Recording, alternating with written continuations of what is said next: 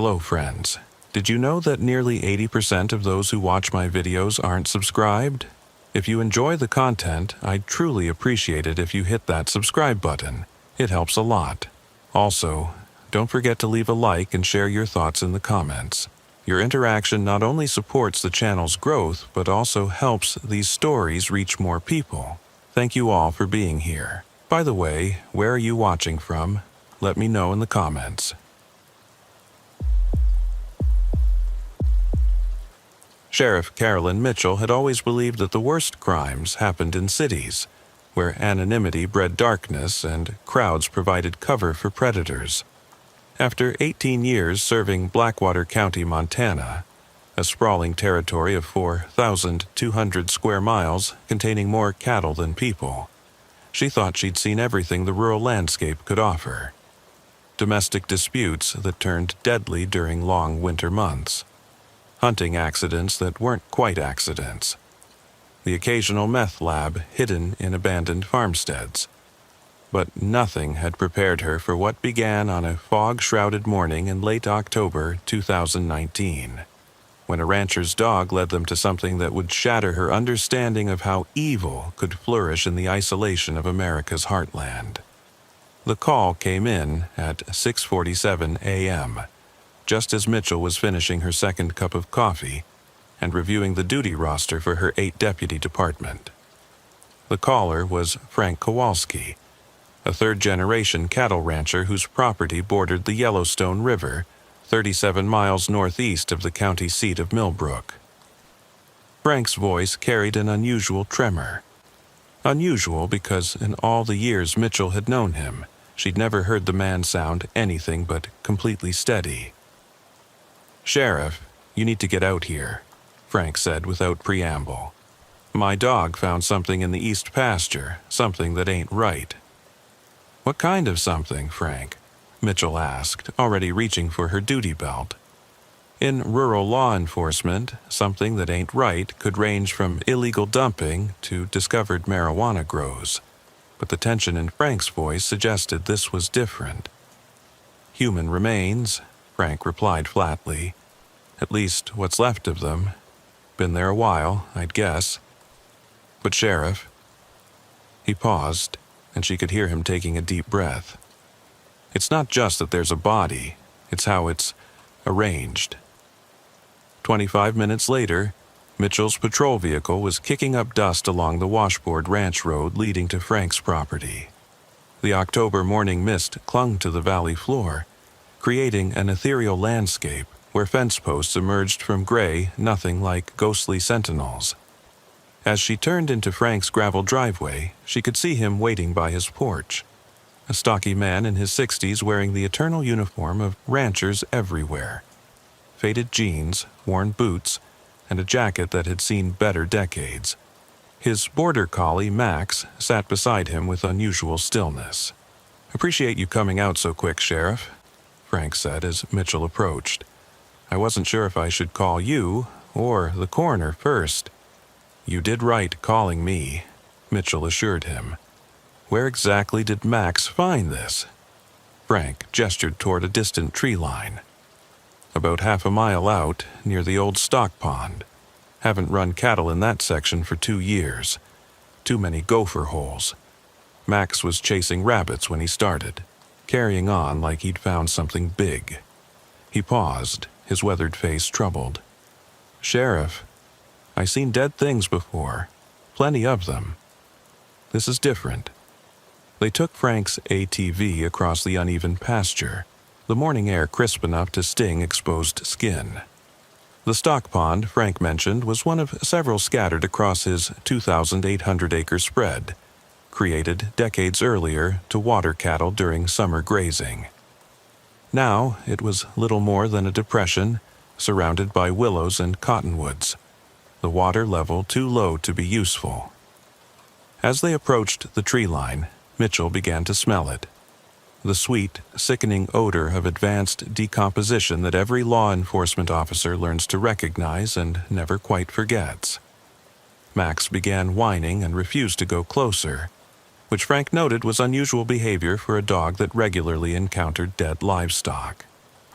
Right through there, Frank said, pointing toward a gap in the willows. I didn't touch nothing, just looked close enough to be sure of what I was seeing. Mitchell retrieved her camera and evidence kit from the ATV, then pushed through the vegetation. What she found in the small clearing beyond stopped her cold, not just because of the remains themselves, but because of how they had been deliberately and carefully arranged. The skeleton was nearly complete, clothed in the tattered remnants of what appeared to have been jeans and a flannel shirt. But this wasn't how a body naturally decomposes when left exposed to the elements. Someone had positioned the bones with meticulous care, creating a tableau that spoke of ritual and intention. The skeleton lay on its back, arms crossed over the chest, surrounded by a perfect circle of stones. Each stone was roughly the size of a human fist, and they had been placed with mathematical precision, 12 feet in diameter. More disturbing were the personal effects. A wallet lay open beside the remains, its contents carefully arranged. Driver's license, credit cards, family photos, and cash. $43 in small bills. This wasn't robbery. This was presentation. Mitchell photographed everything from multiple angles before examining the driver's license. The name read Marcus Webb, with an address in Great Falls, some 180 miles south. The date of birth indicated Webb would have been 34 years old. The license had expired 3 years earlier. Frank, she called back toward the tree line. I need you to think carefully. Have you ever seen this setup before? Anything like it on your property or around the county? Frank's voice came back muffled by the vegetation. Never seen nothing like that in my life, Sheriff. And I've been working this land for 40 years. Mitchell spent another 20 minutes documenting the scene before calling her deputy, Sarah Chen, to request backup and the county coroner. As she waited, she studied the arrangement more carefully, noting details that made her increasingly uneasy. The stones in the circle weren't random rocks found nearby. They appeared to be granite, foreign to this area's predominantly limestone geology. Someone had brought them here specifically for this purpose. The positioning of the remains suggested the person had been placed here after decomposition was well advanced. Soft tissue decomposition in Montana's climate would take different amounts of time depending on the season, but the condition of the clothing and the complete skeletonization suggested Marcus Webb had been dead for at least 2 years, possibly longer. Deputy Chen arrived 45 minutes later, followed by County Coroner Dr. James Reeves. Chen was Mitchell's most experienced deputy, a former Army MP who joined the department 5 years earlier after completing her criminal justice degree. Dr. Reeves had been the county coroner for 12 years, a soft-spoken man who'd performed autopsies in larger jurisdictions before accepting the quieter pace of rural Montana. Well, this is a first, Doctor, Reeves commented as he studied the scene. In all my years, I've never seen remains arranged like this. This took time, Sheriff, and knowledge. Knowledge of what? Mitchell asked. Human anatomy, for starters. Whoever did this understood skeletal structure well enough to reassemble these remains anatomically correctly. That's not something most people could do, even with a medical textbook. Chen had been photographing the scene from different angles. Sheriff, look at this, she said, pointing to the ground just outside the stone circle. Footprints. Looks like boot treads, size 11 or 12 maybe, and they're not fresh. Been here through at least one rain cycle, but they're still visible. Mitchell knelt to examine the prints. Can we get casts? Should be able to, Chen confirmed. Soil's got enough clay content to hold the impression. As the team worked to document and process the scene, Mitchell found herself studying the surrounding area with growing unease. The location wasn't random. It was secluded enough to avoid casual discovery, but accessible enough for someone to bring the remains here along with the stones. The killer, and this was clearly a homicide, despite the lack of obvious trauma to the bones, had chosen this spot for specific reasons. "Dr. Reeves," she asked, "how long would it take for remains to reach this level of decomposition in our climate?" The coroner considered the question while examining the bones more closely. "Depends on multiple factors. Time of year, whether the body was initially buried or left exposed, presence of scavengers. But looking at the condition of the clothing and the complete absence of soft tissue, I'd estimate a minimum of 18 months, possibly up to 3 years. The wallet's contents provided their first real lead. Along with Marcus Webb's identification, they found a business card for High Country Surveying, with a Great Falls address and phone number. There was also what appeared to be a receipt from a gas station, but the ink was too faded to read clearly. "I'll run Webb through NCIC when we get back," Chen said, referring to the National Crime Information Center database. "See if anyone reported him missing." Mitchell nodded, but her attention was drawn to something else. "Frank, come here a minute," she called to the rancher, who had been waiting respectfully at the tree line. "This stock pond, how long has it been dry?" Frank approached, still keeping his distance from the remains. "Oh, that's been dry for the better part of 5 years now. Haven't pumped water to it since I moved the herd rotation to the south sections. But it would fill during spring runoff. Sure would. Gets about 4 feet deep most years when the snow melts." Mitchell studied the relationship between the pond and the clearing. During high water, the arranged remains would be completely hidden from view. Only during the dry months would they be visible, and only to someone specifically entering the grove of trees. The killer had chosen this location knowing the seasonal patterns. "Dr. Reeves, I need your preliminary examination completed as quickly as possible," Mitchell said, "and I want to know if there's any evidence of trauma that caused death." "Of course, Sheriff. I'll transport the remains this afternoon and have a preliminary report within 48 hours. As they prepared to remove the remains, Mitchell took one final survey of the scene. The meticulous arrangement, the imported stones, the careful placement of personal effects. This wasn't the work of someone who had killed in passion or desperation. This was deliberate, ritualistic, and suggested a level of planning that made her deeply uncomfortable. The drive back to Millbrook gave Mitchell time to process what they'd discovered. Blackwater County had seen its share of deaths over the years, but nothing approaching this level of calculated presentation.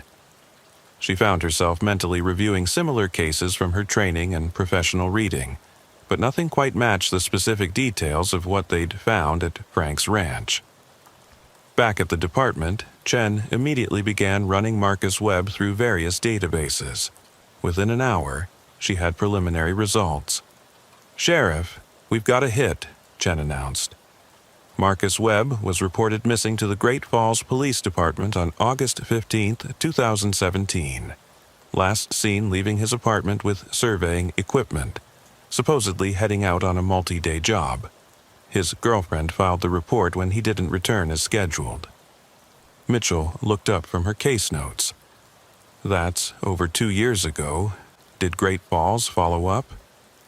According to their report, they conducted a standard missing person investigation, interviewed the girlfriend, checked with his employer, looked into his financial records. No signs of foul play, no suspicious activity on his credit cards or bank accounts after he disappeared. Case went cold after about 6 months. "What about the surveying company?" "High Country." Chen consulted her notes. "Still in business. I spoke with the owner, a guy named Peterson. He confirmed Webb was a contract surveyor who worked for them regularly, but he wasn't on any job for their company when he disappeared. Peterson assumed Webb was working independently, which wasn't unusual." The information painted a picture of a man who had simply vanished while conducting routine work in rural Montana. Exactly the kind of case that could go unnoticed for years, in a state where vast, empty spaces swallowed people with disturbing regularity. "Any family besides the girlfriend?" Mitchell asked. "Parents deceased, one brother in Seattle who didn't stay in regular contact. The girlfriend, Jennifer Moss, was pretty much his only local connection." Mitchell studied the evidence photos they'd printed, focusing on the meticulous arrangement of the remains. "Sarah, I want you to contact surrounding counties, see if they've had any similar discoveries. Body found arranged in a circle of stones, personal effects deliberately displayed." This level of organization, this wasn't someone's first time. That evening, Mitchell found herself unable to shake the image of Marcus Webb's carefully arranged remains. She'd seen enough crime scenes to develop a professional detachment, but something about the calculated nature of this discovery bothered her in a way she couldn't quite define. She lived alone in a small house on the outskirts of Millbrook, a choice she'd made after her divorce 3 years earlier. Tonight, the isolation that usually provided peaceful solitude felt different. Heavier, somehow. Her phone rang at 9:47 p.m. The caller ID showed Chen's number. "Sheriff, sorry to bother you at home, but I think we might have a problem," Chen said without preamble. "I've been working the computer all evening, expanding the search parameters. I found something in Glacier County." Mitchell sat up straighter in her recliner. "What kind of something?" "Body discovered 18 months ago, arranged in a circle of stones. Victim was a hunting guide named Thomas Brennan from Whitefish. Remains were significantly decomposed when found, personal effects laid out beside the body." "Jesus," Mitchell breathed. "Who worked the case?" "Sheriff's deputy named Martinez. I spoke with him about an hour ago. He said it was the strangest thing he'd seen in 20 years of law enforcement. They never solved it. No suspects, no leads." Mitchell was already reaching for her notebook. "Any other similarities? Time frame? Victim profile?" "Brennan disappeared during elk season 2016. Professional outdoorsman, worked alone frequently, knew the backcountry like his own backyard. When he didn't return from a solo scouting trip, his outfitter assumed he'd decided to extend his time in the field."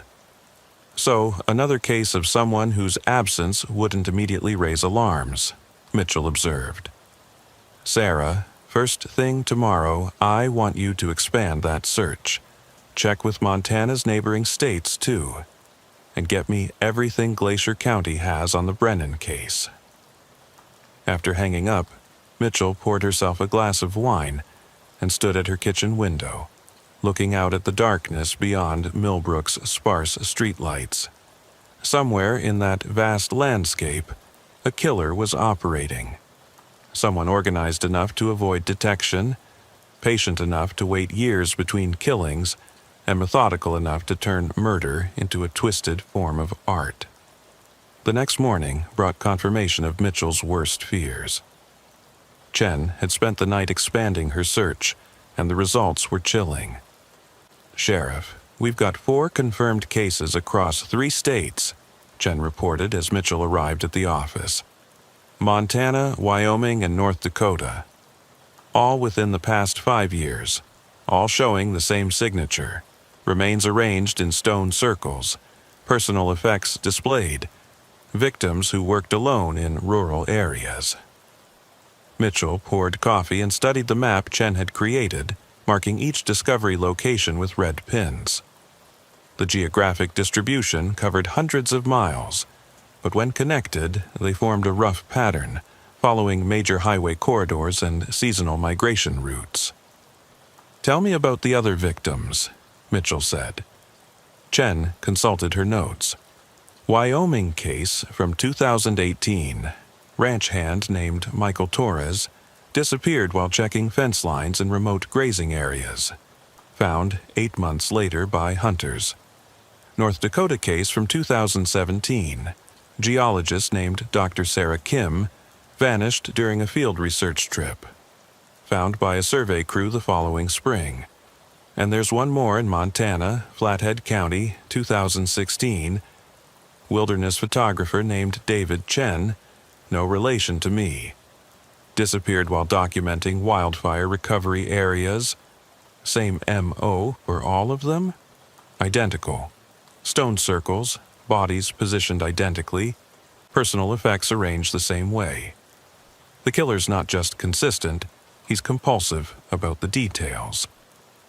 Mitchell studied the timeline.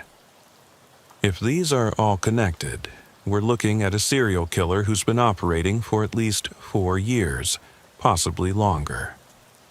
Sarah, I want you to coordinate with the FBI's Behavioral Analysis Unit.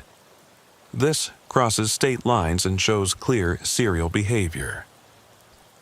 Already in progress, Sheriff. I have a call scheduled with Special Agent Rodriguez this afternoon. The investigation was expanding beyond what Blackwater County could handle alone, but Mitchell felt a deep responsibility to see it through. Marcus Webb had been found in her jurisdiction, making him her case, her responsibility to his family and memory. What about the geographic pattern? She asked, studying the map. Any connections between the dump sites? Chen had clearly been thinking about the same question. All remote but accessible, all near water sources, either rivers, creeks, or seasonal ponds. All in areas where seasonal changes would affect visibility or accessibility. The killer knows these landscapes intimately. Someone local to the region? That's my working theory. This isn't a trucker or traveling salesman.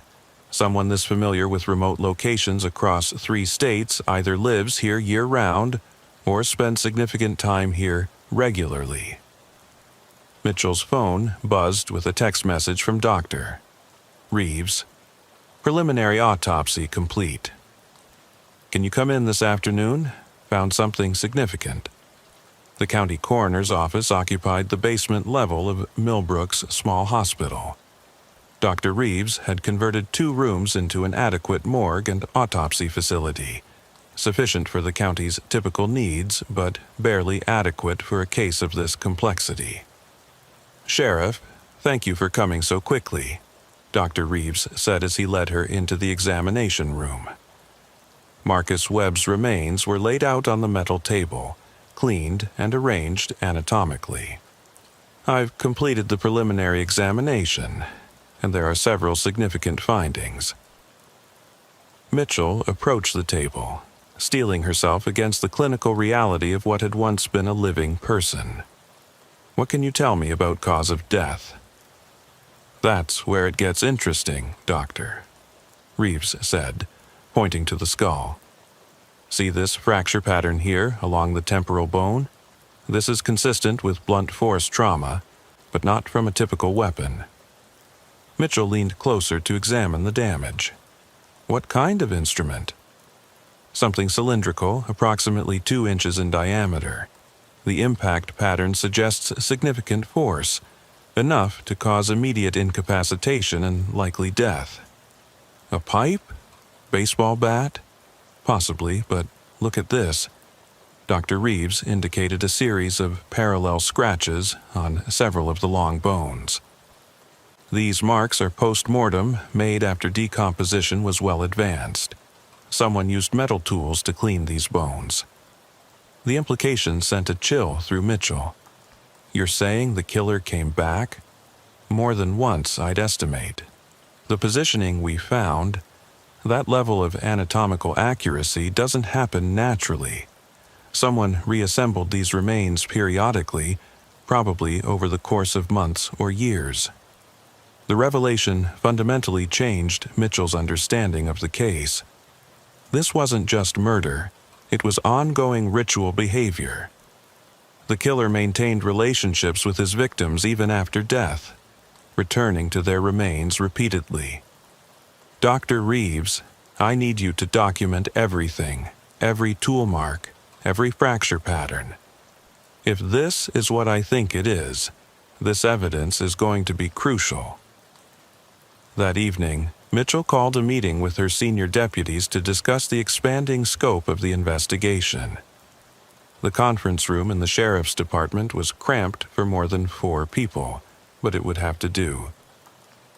As of today, we're officially investigating what appears to be a multi-state serial killing, she announced to deputies Chen, Rodriguez, and Thompson. 4 confirmed cases, possibly more.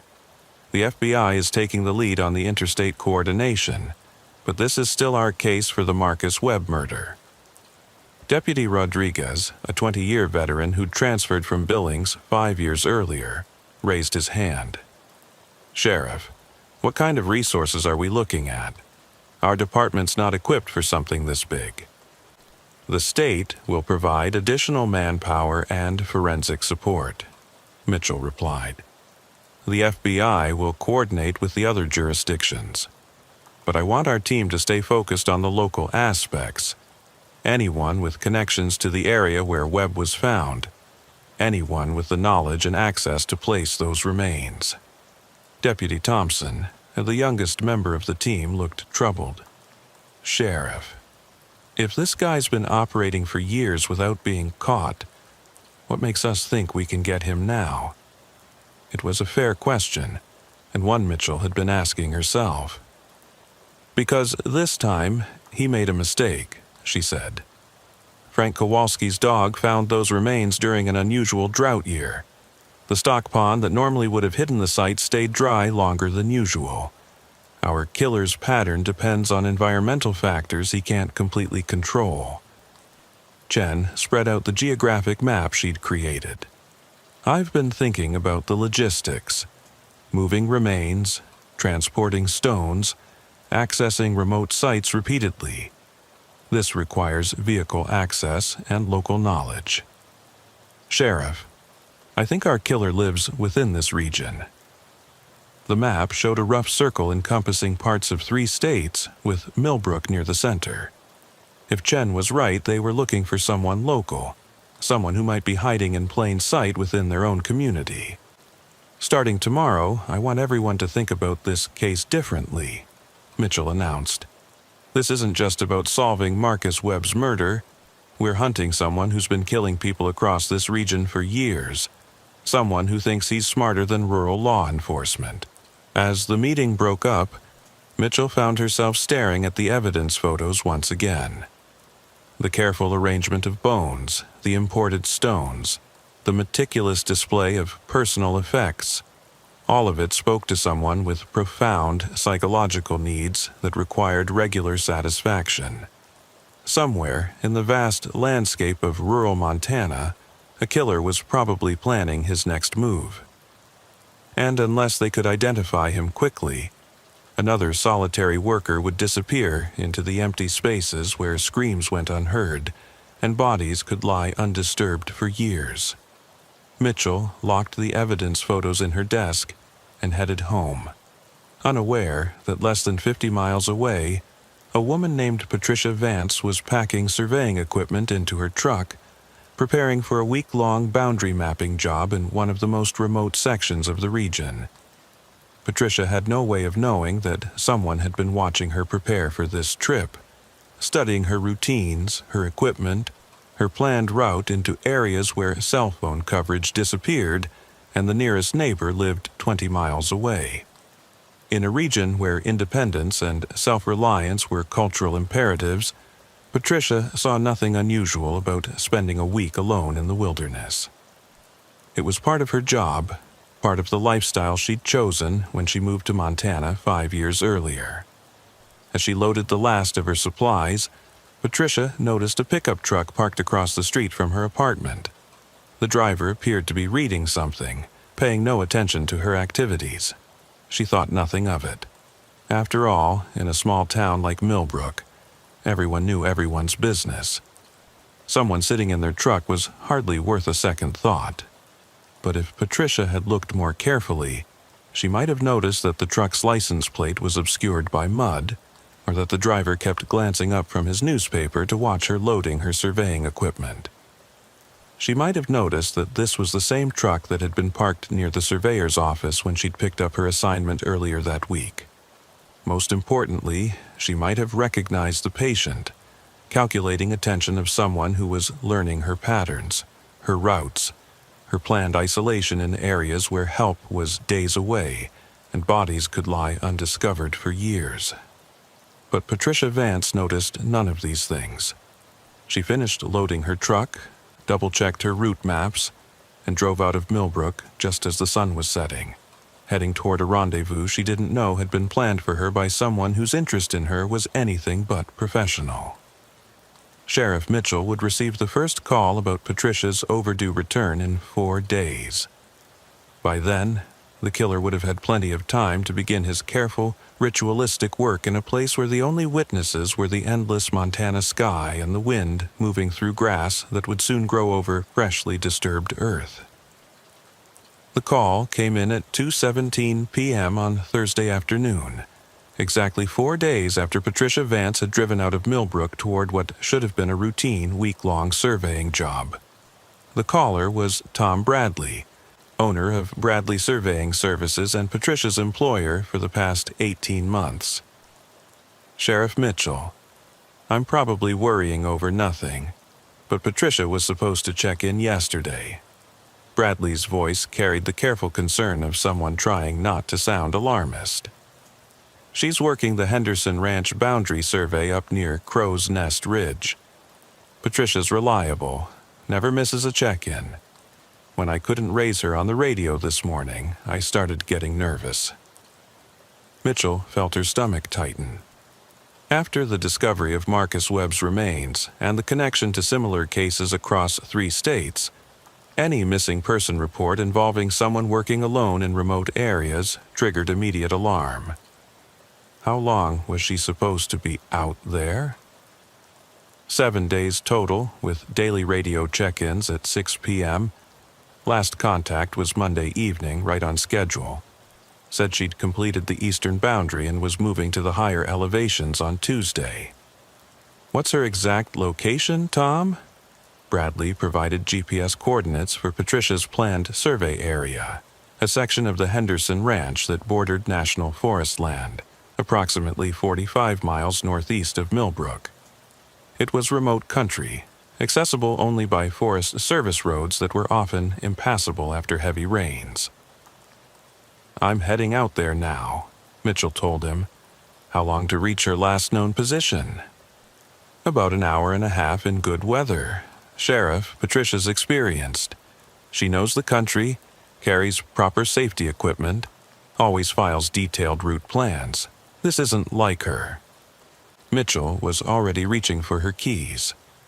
Tom, I need you to fax me her route plan and any maps she was using, and I want a complete list of her equipment, radio frequencies, vehicle description, everything. 20 minutes later, Mitchell was heading northeast out of Millbrook with Deputy Chen riding passenger. They'd loaded the department's ATV in case Patricia's route required off-road access, and Chen had established radio contact with the State Police Coordination Center. Anything from the FBI on similar disappearances? Mitchell asked as they drove. Agent Rodriguez called this morning, Chen replied, consulting her notes. They've identified 2 additional cases that might fit the pattern. One in Colorado from 2015, another in South Dakota from 2018. Both involving solo workers in remote areas, both found arranged in stone circles. 6 states now? Looks that way.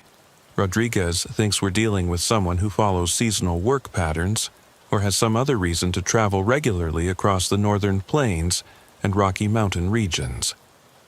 The landscape grew progressively more rugged as they drove, rolling grassland giving way to broken terrain cut by dry washes and scattered stands of pine. This was country where a person could disappear completely, where searches could take weeks to cover the vast empty spaces between roads. Patricia's abandoned truck was found exactly where her route plan indicated it should be, parked beside a Forest Service gate that marked the beginning of foot access into the Henderson Ranch's remote sections. The vehicle was unlocked, with Patricia's purse and cell phone visible on the seat. Her surveying equipment was missing. No signs of struggle, Chen observed as they examined the truck.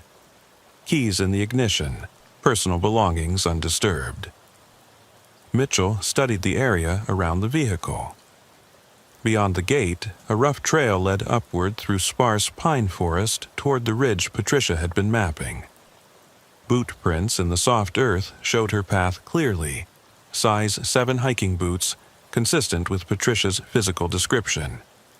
"Sarah, call Tom Bradley. I want to know if Patricia's radio has GPS tracking capability."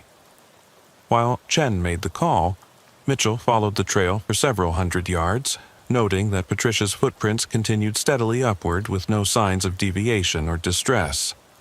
Whatever had happened to her, it hadn't occurred here. Chen caught up with news from Bradley. "Patricia's radio does have GPS, but it's been offline since Tuesday morning. Last location ping was about 2 miles up this trail, near a place called Devil's Canyon." They returned to the truck for the ATV, knowing that 2 miles of mountain terrain would take hours to cover on foot.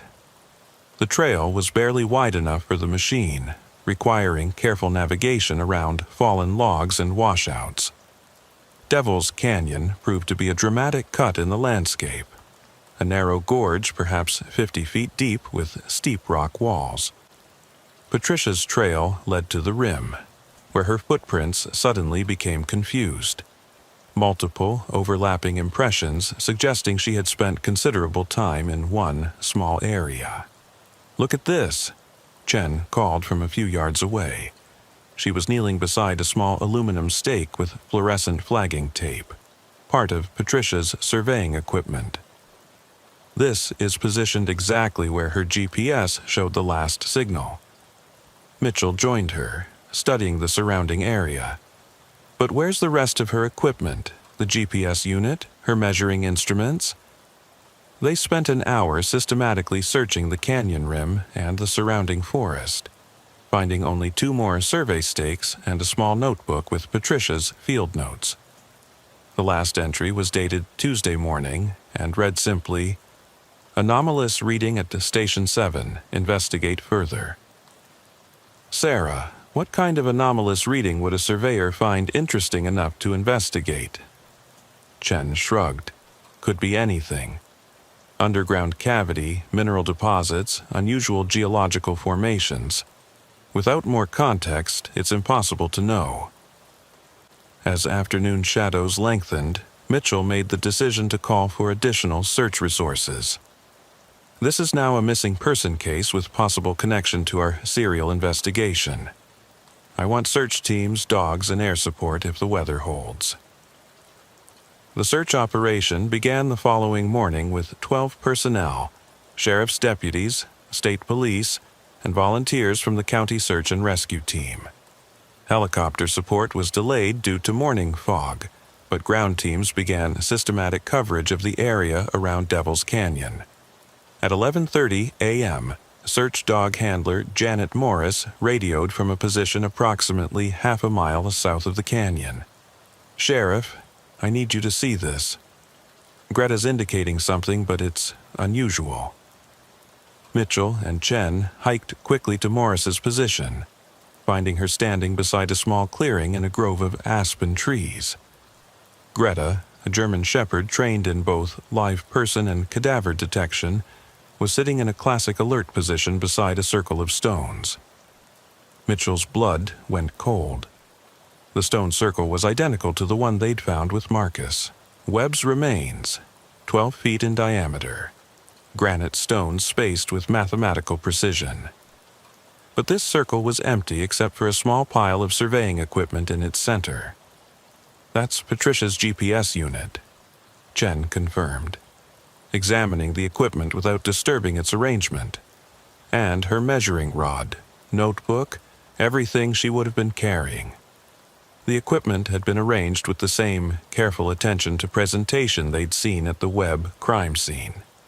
Patricia's notebook was open to her final entry about the anomalous reading.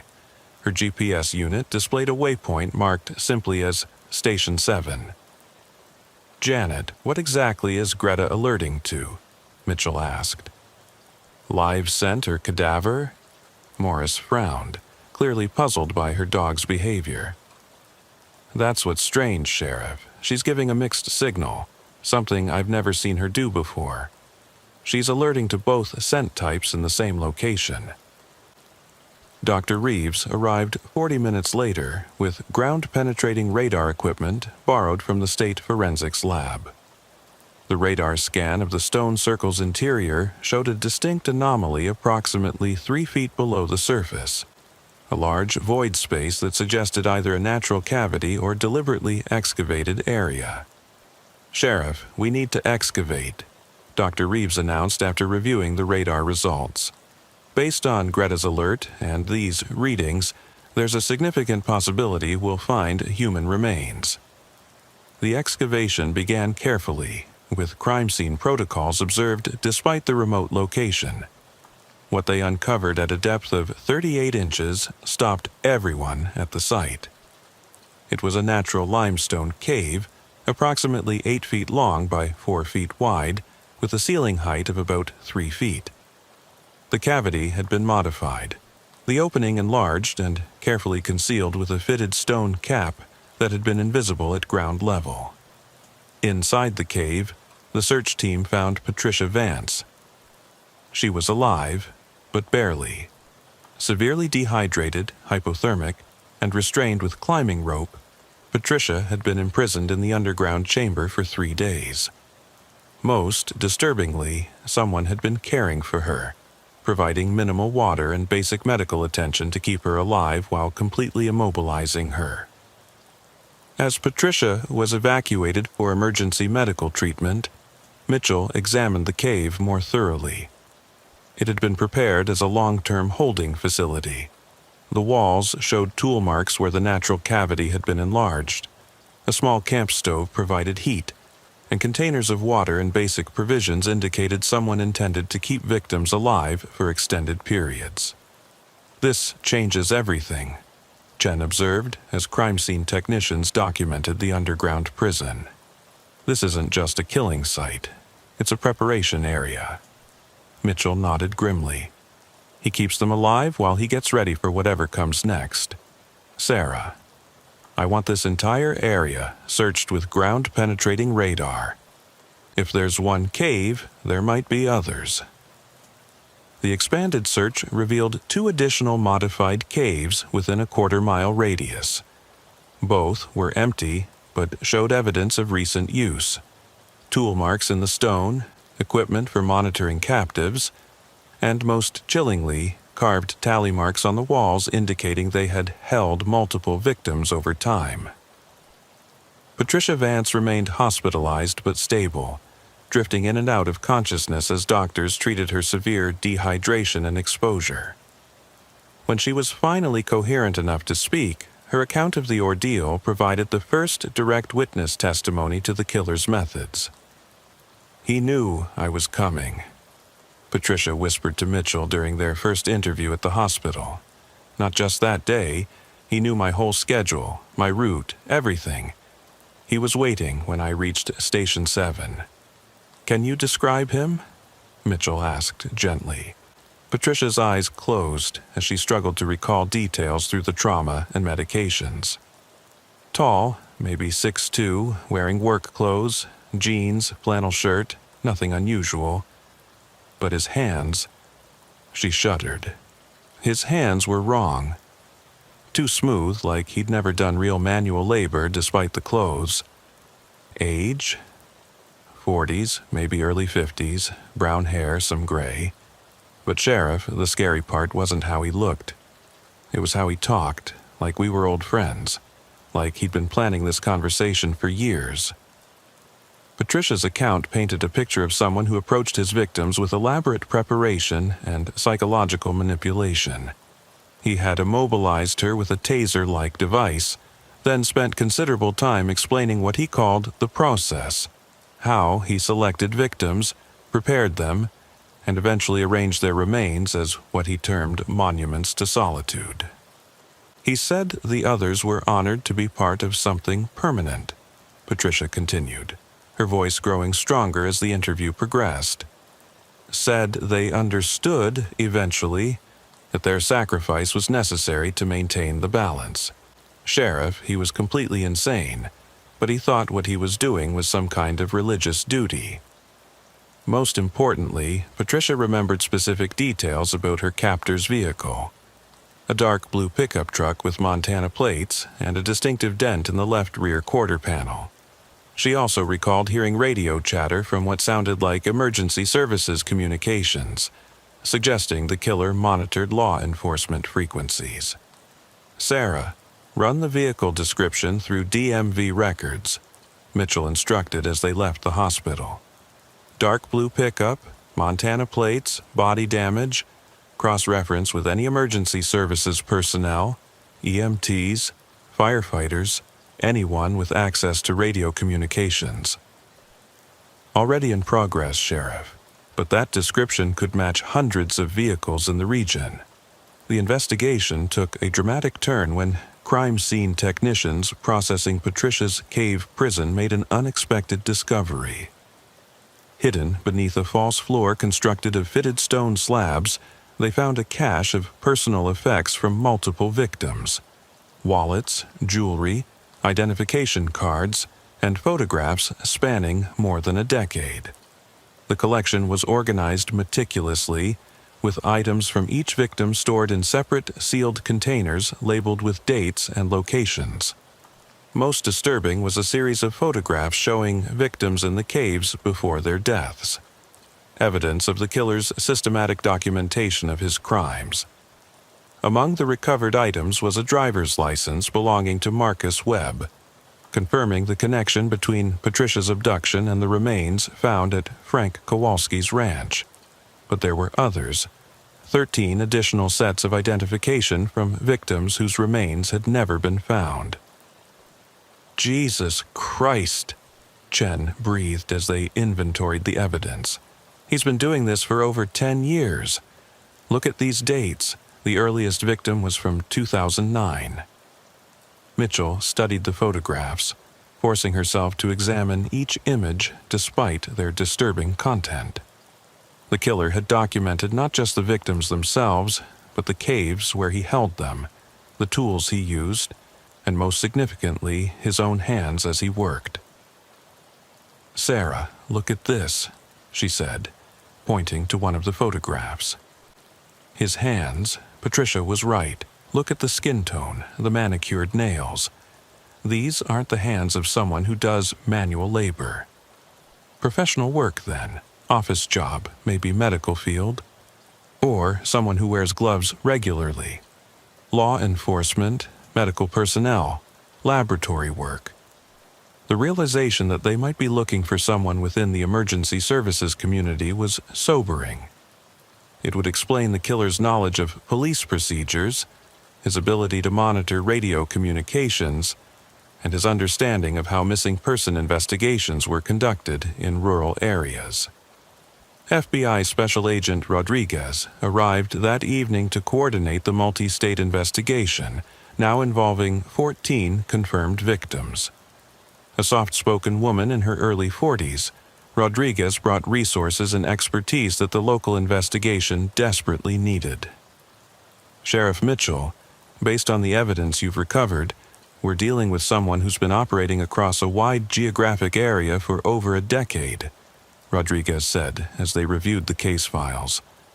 "The level of organization and preparation suggests someone with significant advantages: mobility, knowledge of law enforcement procedures, and access to remote areas across multiple states." "We're thinking emergency services," Mitchell replied. "Someone whose job requires travel and provides cover for being in remote locations. That fits the profile. But there's something else to consider. The ritualistic aspects of the crimes suggest deep psychological motivation. This isn't just about killing. He's creating something he sees as permanent and meaningful." Rodriguez spread out a map showing the locations where victims had been abducted and where remains had been found. The pattern revealed a systematic approach covering parts of 6 states, with activity concentrated during specific months of the year. Look at the timing, she continued. Most abductions occur between April and October, the months when surveyors, geologists, and other outdoor professionals are most active. He's following seasonal work patterns. The next breakthrough came from an unexpected source. Tom Bradley, Patricia's employer, called Mitchell with information that had emerged during a routine review of his business records.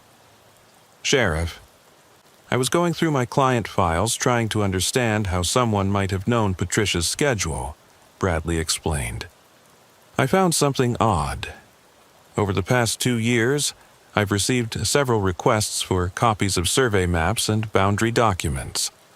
Nothing unusual about that. Other surveyors sometimes need reference materials. But, looking at them together, someone has been requesting information about every area where my people work. Who made the requests? That's the thing. They came from different sources, sometimes by mail, sometimes phone calls once in person.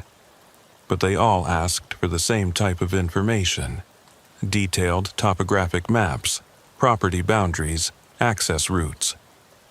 Bradley provided Mitchell with copies of the requests, including a business card left by the person who had visited his office in person. The card identified Robert Hansen as a geological consultant with a post office box in Billings. Chen's investigation of Robert Hansen revealed that the name was fictitious. No geological consultant by that name was licensed in Montana, and the Billings address was a mail drop service that had no record of anyone using that name. "But Sheriff, look at this," Chen said, pointing to the business card under magnification. "The paper stock, the printing quality, this was done professionally, not something made on a home computer. Local print shop? That's what I'm thinking. I'll canvass every printing business within 100 miles.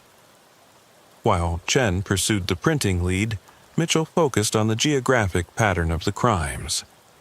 Using a detailed topographic map, she marked every location where victims had been abducted, where remains had been found, and where the cave prisons had been discovered.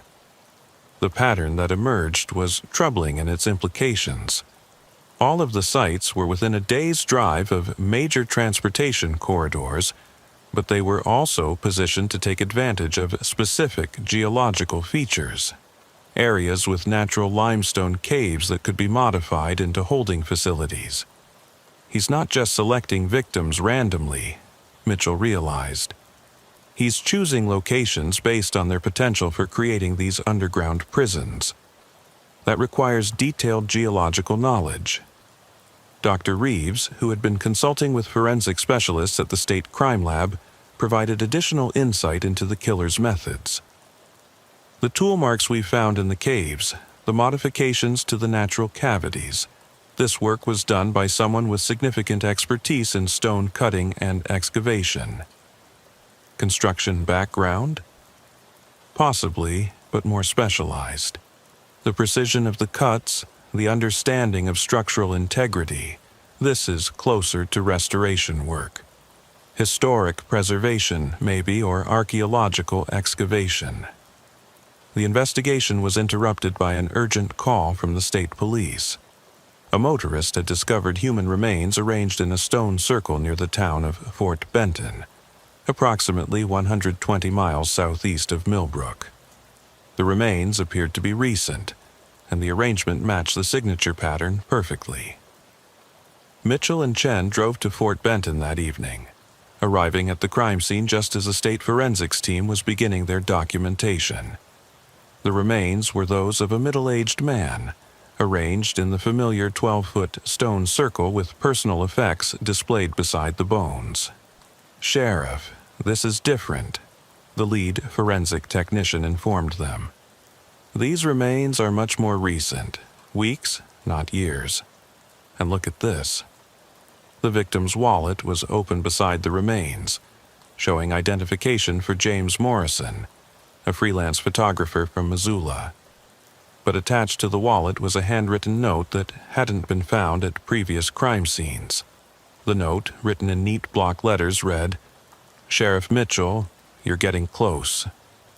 But Patricia Vance was just a warning. "Stop looking for me, or the next one won't survive the caves." The direct threat changed the entire dynamic of the investigation. The killer was now aware that law enforcement was closing in, and he was escalating his behavior in response. Most chilling was the implication that Patricia's survival had been intentional, a message rather than an oversight. "He's watching the investigation," Rodriguez concluded after examining the note. Someone with access to law enforcement communications or close enough to the investigation to know our progress. Mitchell felt a chill that had nothing to do with the evening air. If the killer was monitoring their activities, it meant he could be anyone. A member of the law enforcement community, an emergency services worker, or simply someone with access to police scanner technology. "Agent Rodriguez, I want everyone connected to this investigation background checked," Mitchell said. "I don't care if it's my own deputies, everyone gets scrutinized." As they prepared to leave the Fort Benton crime scene, Mitchell's radio crackled with an urgent transmission from the Blackwater County Dispatch. "Sheriff Mitchell, respond to Kowalski Ranch immediately. Frank reports someone's been in his east pasture, right where you found the first remains. Says they left something behind." The drive back to Frank's ranch took 45 minutes, during which Mitchell's mind raced through the implications. The killer returning to his first known crime scene suggested either extreme confidence or increasing desperation. Frank met them at his gate, clearly shaken by what he'd discovered. "Sheriff, I was checking the irrigation lines this evening when I saw vehicle tracks in the pasture. Fresh ones, made since the rain 2 days ago. Thought it might be trespassers, so I followed them." He led them to the grove of willows where Marcus Webb's remains had been found months earlier. The stone circle was gone, the area apparently restored to its natural state. But in the center of the clearing, someone had constructed a new arrangement. 12 wooden stakes had been driven into the ground in a perfect circle, each topped with a small American flag. At the center of the circle sat a camping chair facing toward Millbrook, with a pair of binoculars on the seat and a handwritten note pinned to the backrest. The note was longer than the one found at Fort Benton, written in the same neat block letters. "Sheriff Mitchell, you found my sacred places, but you don't understand their purpose. Each circle honors someone who chose solitude over the false community of your towns and cities. They died as they lived, alone, dignified, permanent. Patricia Vance was a test. You passed by finding her quickly, but you failed by not understanding the lesson. The caves are not prisons. They are preparation chambers where the chosen ones learn to embrace their destiny. I have been watching your investigation with interest. You are methodical, dedicated, and closer to the truth than the others who came before. But you are also naive if you think rural law enforcement can stop what has been ordained by the landscape itself. There will be others. The geological surveys continue, the boundary work expands, and solitary workers still venture into places where they belong. I am merely the instrument of their transition from temporary flesh to permanent monument. Look for me in the places where silence speaks loudest, where isolation becomes revelation. Look for me among those who understand that true community requires sacrifice, and that the empty spaces of our landscape demand their due. You cannot stop what you do not truly see. The keeper of silent acres." Mitchell photographed the note and the arrangement before allowing the crime scene team to process the area. The killer's message revealed a delusional belief system that cast him as some kind of spiritual guardian of rural landscapes, but it also provided crucial insight into his psychology and methods. "He's not just killing randomly," she told Rodriguez as they studied the note.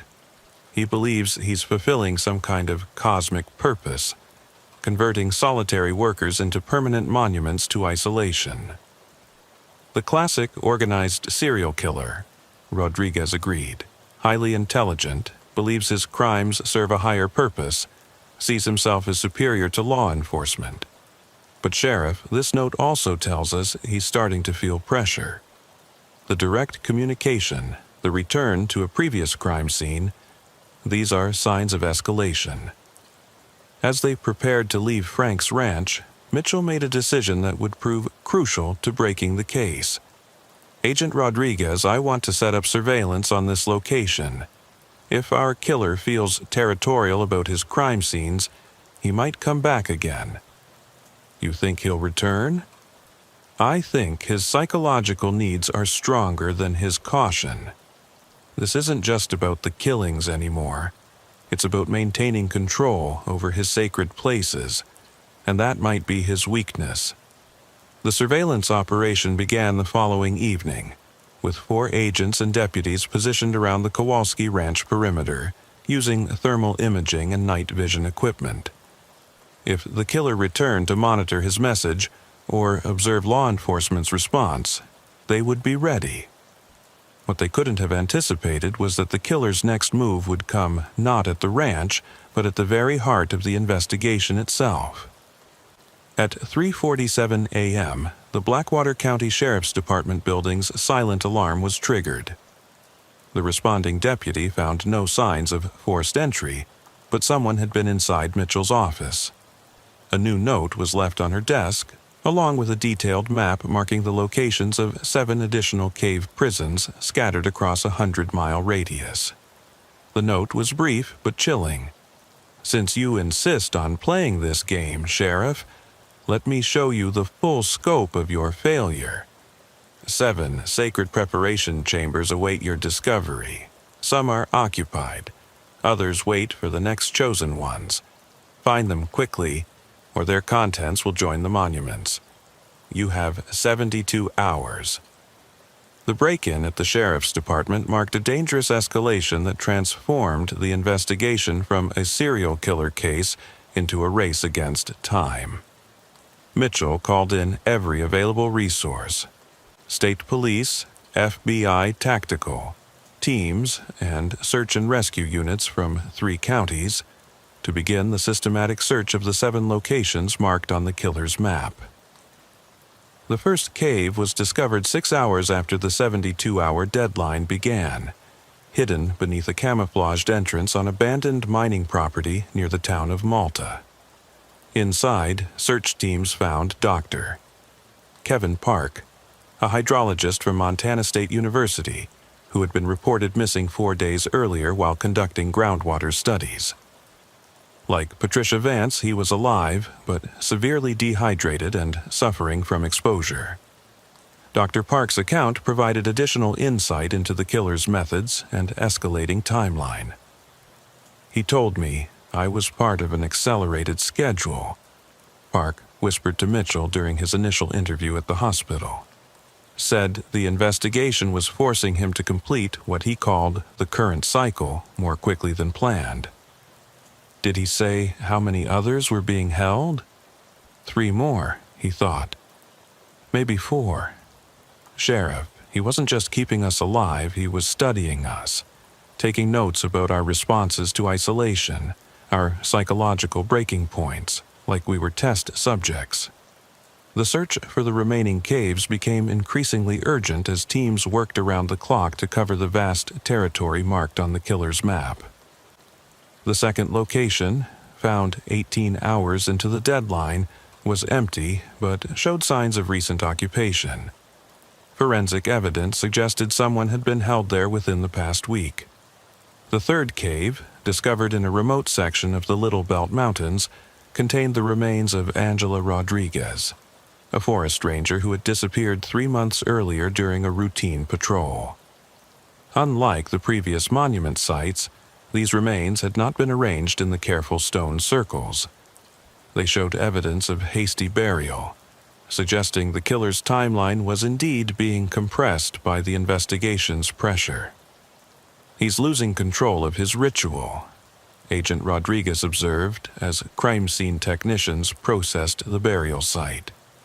The elaborate arrangements, the careful positioning, that's being abandoned in favor of simple disposal.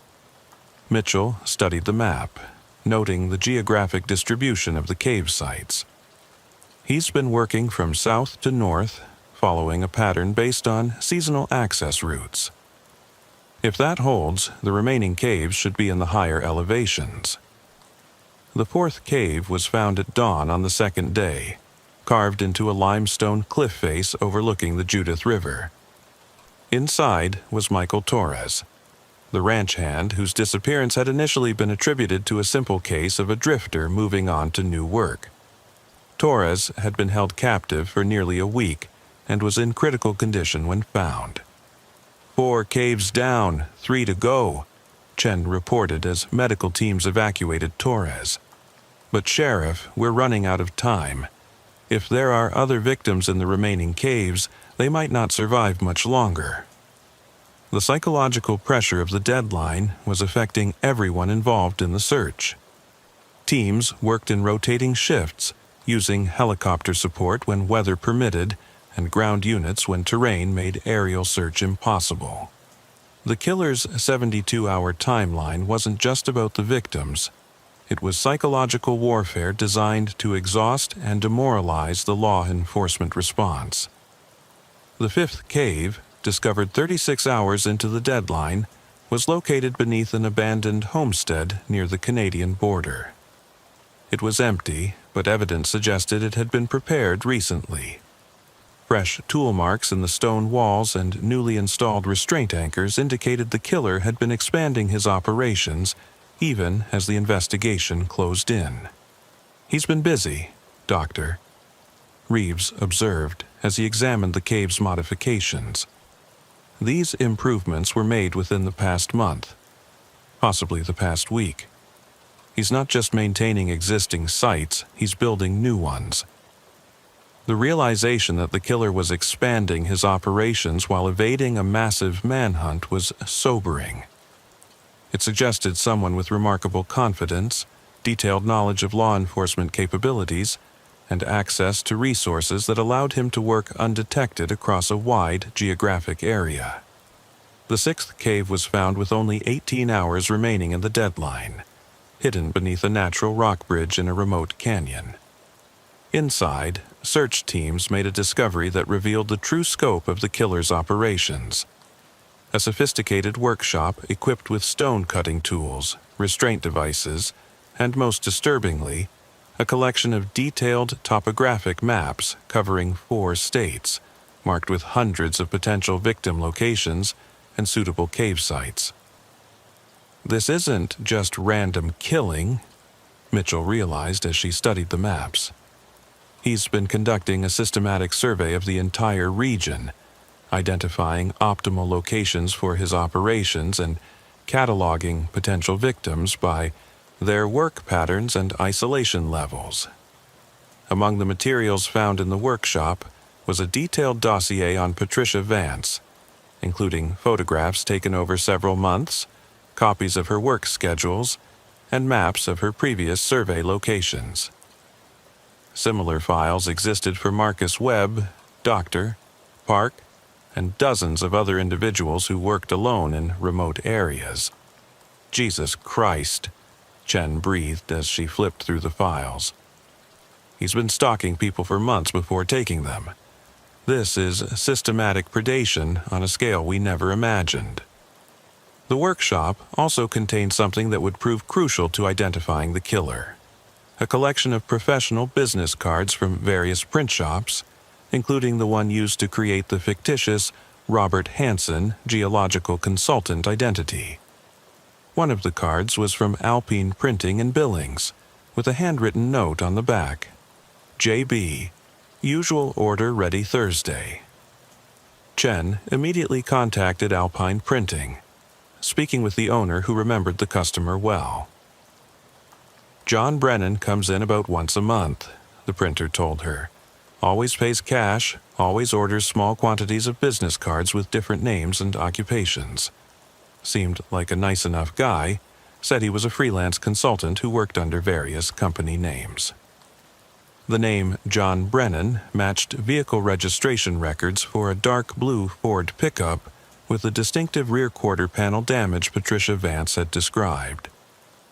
More importantly, employment records showed John Brennan worked as a geological technician for the U.S. Geological Survey, giving him legitimate access to remote areas across multiple states and detailed knowledge of the underground geology that made his cave modifications possible. USGS employment explains everything, Agent Rodriguez concluded as they reviewed Brennan's background. He travels constantly for legitimate geological surveys, has access to detailed topographic maps, and his job requires him to work in exactly the kind of remote areas where he's been operating. Mitchell felt a cold satisfaction as the pieces finally fell into place. And USGS personnel have emergency radio equipment, explaining how he could monitor our communications. Sarah, what's Brennan's current work assignment? Chen was already on the phone with USGS headquarters in Denver. After a tense 15-minute conversation with federal personnel managers, she had the information that would end the case. Sheriff, Brennan called in sick 3 days ago and hasn't reported to his assigned project site near Glacier National Park. His supervisor tried to reach him this morning but got no response. Home address? Rural road outside Livingston, about 40 miles from here. Sheriff, there's something else. USGS reports that Brennan has been requesting unusual amounts of geological survey data for areas outside his assigned projects. His supervisor noticed but didn't think much of it until today. The final cave was almost certainly at Brennan's property, and the 72-hour deadline was now less than 6 hours away. Mitchell coordinated with FBI tactical teams for a high-risk warrant service, knowing that Brennan would likely be prepared for their arrival and might harm any remaining victims rather than allow them to be rescued. Brennan's property was a 20-acre tract of rough land dominated by limestone outcroppings and scattered pine trees. The modest house showed no signs of recent occupation, but tire tracks indicated recent vehicle activity around a barn located several hundred yards from the main residence. The barn had been converted into a workshop similar to the one found in the sixth cave, containing stone cutting equipment, detailed maps, and most chillingly, a bank of monitors showing video feeds from hidden cameras installed in all 7 cave locations. Brennan had been watching the entire search operation, monitoring law enforcement's progress in real time. "Sheriff, over here!" Agent Rodriguez called from behind the barn. "There's a concealed entrance recently used." The entrance led to a natural cave system that had been extensively modified, creating a complex of chambers connected by improved passages. The 7th cave was at the center of this underground facility, and it was occupied. Dr. Sarah Kim, the geologist who had disappeared in North Dakota 2 years earlier, was alive but in critical condition. Unlike the other recent victims, she had been held continuously for over 18 months, subjected to what appeared to be psychological conditioning designed to make her accept her eventual fate as one of Brennan's monuments to solitude. "He's been using her as a test case," Dr. Reeves concluded after examining Kim's condition. "Studying the long-term psychological effects of isolation and manipulation. She's been his laboratory subject for perfecting the process." As medical teams evacuated Dr. Kim, tactical units continued, searching the cave complex for Brennan himself. They found him in a hidden chamber that served as his living quarters, surrounded by detailed journals documenting his crimes and philosophical treatises, justifying his actions as necessary maintenance of the region's spiritual balance. John Brennan, 47 years old and a 15-year veteran of the U.S. Geological Survey, had killed at least 19 people across 6 states over a decade-long period. His journals revealed a profound psychological break that had developed gradually, beginning with legitimate geological work and evolving into a delusional belief that isolated landscapes required human sacrifice to maintain their essential character. "I am the keeper of silent acres," Brennan stated calmly during his initial interrogation. "The empty spaces of this region called to me, demanded guardians to preserve their integrity against the encroachment of false civilization. My chosen ones understood, eventually, that their sacrifice served a purpose greater than their temporary individual existence." The interrogation revealed the full scope of Brennan's operations. He had been systematically identifying potential victims through his legitimate USGS work, studying their patterns and isolation habits, then abducting them when conditions were optimal. The elaborate stone circle arrangements weren't just ritual behavior. They served as markers for underground chambers where he intended to expand his operations. "Each monument marks a sacred site," Brennan explained, with the calm certainty of complete delusion. The caves below were preparation chambers where the chosen ones learned to embrace their transition from temporal flesh to permanent guardians of the silence. The process was compassionate, necessary, and eternal. Most disturbing was Brennan's matter-of-fact description of his selection criteria. He had targeted people whose work required them to spend extended periods alone in remote areas, believing they were already psychologically prepared for the ultimate solitude he offered them. His USGS position provided perfect cover for surveillance and approach, since his presence in remote areas was not only normal, but expected. The case concluded with Brennan's conviction on 19 counts of first-degree murder across multiple federal jurisdictions.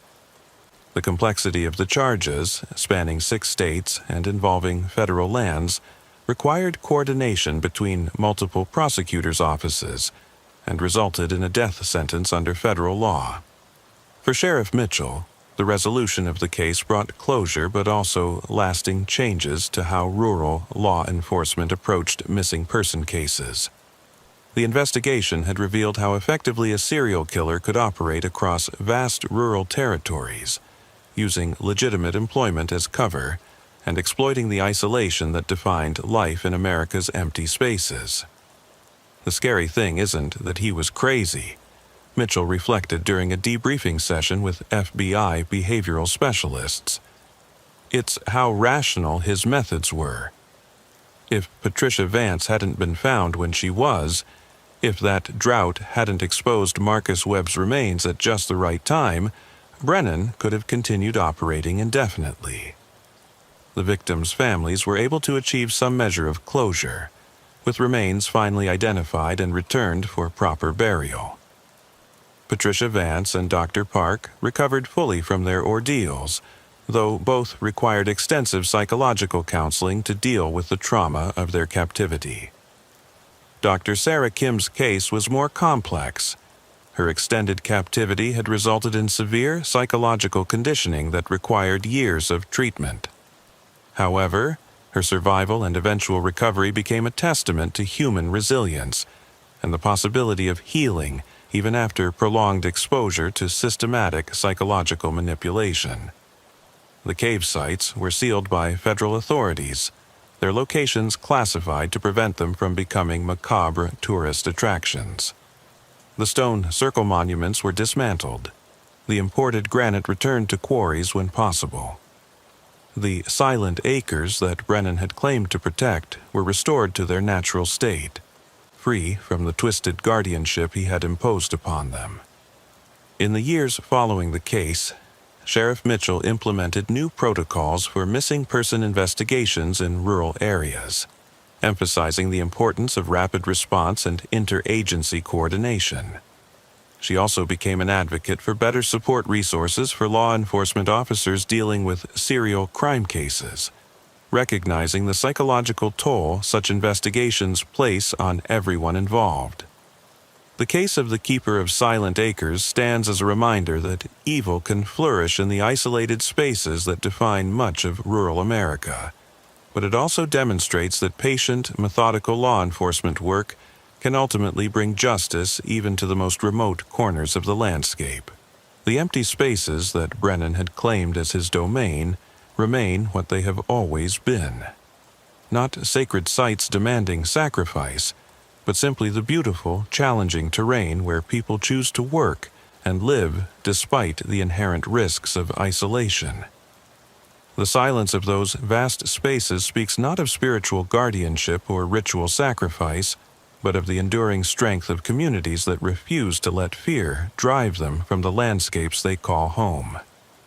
In the end, it was not solitude that triumphed, but the connected efforts of law enforcement professionals who refused to let a killer's delusions go unchallenged. Sheriff Mitchell continued to serve Blackwater County until her retirement in 2024. Carrying with her the knowledge that vigilance and community cooperation remain the best defenses against those who would exploit the isolation of rural life for evil purposes. The case files were archived, the evidence secured, but the lessons learned became part of the institutional knowledge that protects the vast, beautiful, and occasionally dangerous spaces where silence is not emptiness, but simply the absence of unnecessary noise in landscapes vast enough to contain both solitude and safety for those wise enough to navigate them with appropriate caution and respect.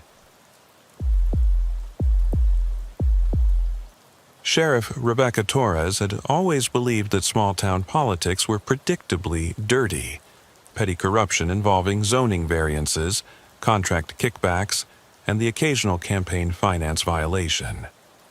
After 12 years serving Washington County, Idaho, she thought she'd seen every form of municipal graft that could flourish in a community of 8,400 residents nestled in the timber country 40 miles southeast of Coeur d'Alene.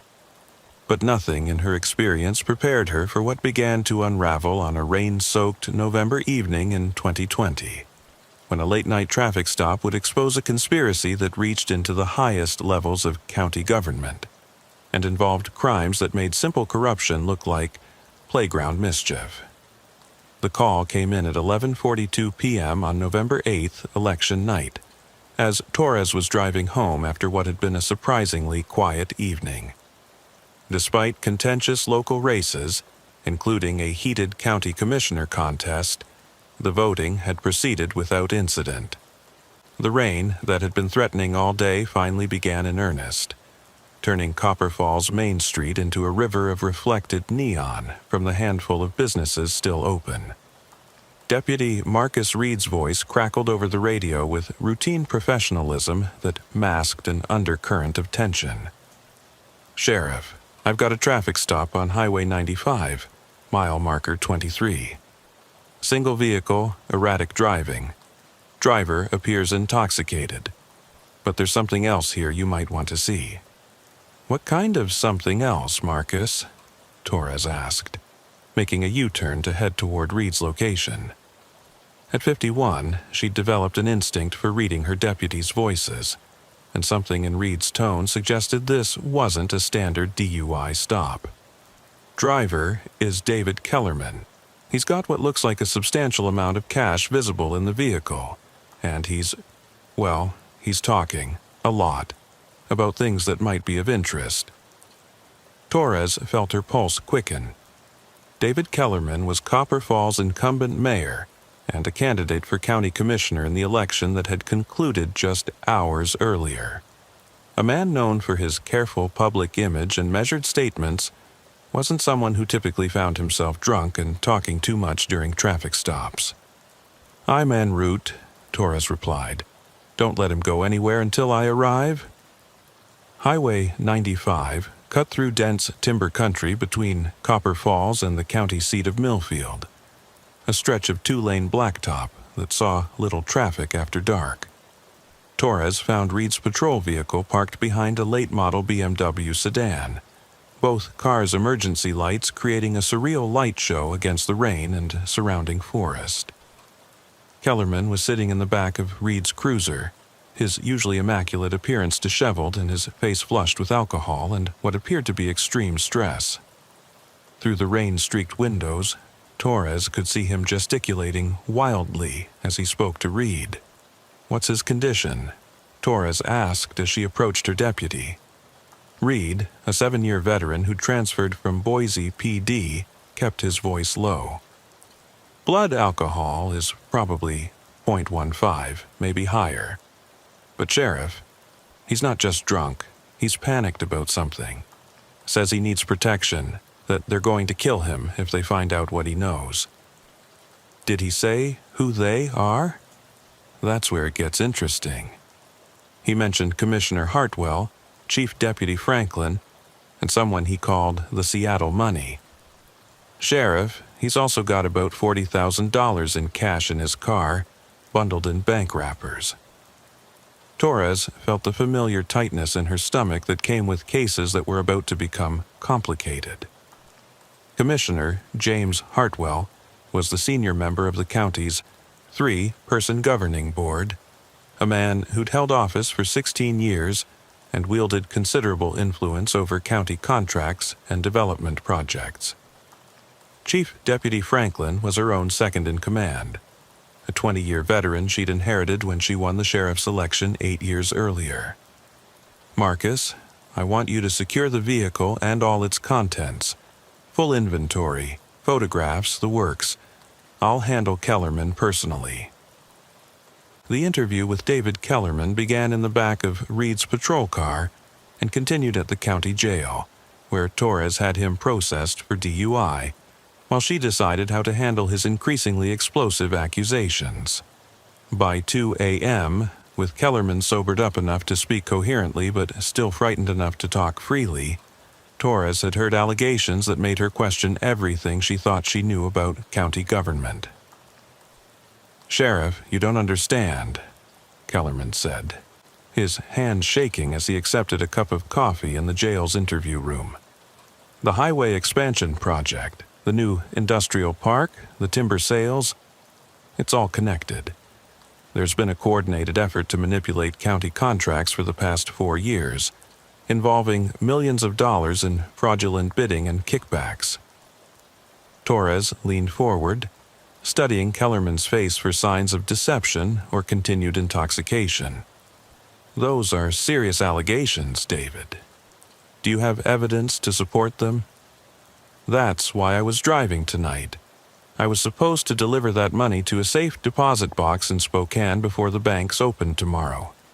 It's partial payment for my cooperation in rigging the highway expansion bids." Kellerman's voice dropped to a whisper. "But the election results changed everything. If I lose the commissioner race, I become a liability instead of an asset." The highway expansion project was a $12 million federal and state-funded initiative to widen 15 miles of Highway 95 through Washington County, with construction contracts that had been awarded 18 months earlier. Torres remembered the project's announcement. It had been hailed as a major economic development victory that would bring jobs and improve transportation infrastructure. "Who else is involved in this alleged conspiracy?" Torres asked. Kellerman's response would haunt her for months to come. "Sheriff, you need to understand, this isn't just about construction contracts. We're talking about a systematic corruption network that includes county commissioners, department heads, and outside developers with connections to organized crime figures in Seattle. The money I was carrying tonight is just a small part of what's been moving through Washington County. My chief deputy, what's his role in this? Franklin has been coordinating with certain commissioners to ensure that law enforcement doesn't look too closely at contract awards, zoning decisions, and permit processes. He's also been providing advance warning when anyone starts asking uncomfortable questions." Torres felt as if the ground was shifting beneath her feet. If Kellerman's allegations were true, it meant corruption had penetrated her own department while she remained completely unaware. "Do you have documentation? Financial records, communications, anything that proves these claims?" "Some. But the smart money, the people really running this operation, they're careful about leaving trails. Most of the evidence exists in offshore accounts encrypted communications, and arrangements that are designed to look legitimate on paper. The interview continued until dawn, with Kellerman providing details about fraudulent bidding processes, phantom consulting companies, and a complex money laundering operation that used legitimate county business to hide millions of dollars in illegal profits. Most disturbing was his description of how the conspiracy had evolved from simple kickback schemes into something approaching organized criminal enterprise. It started small, Kellerman explained, as exhaustion began to show in his voice. Hartwell needed campaign money, so he started steering small contracts to companies that would make donations. But then the Seattle money showed up.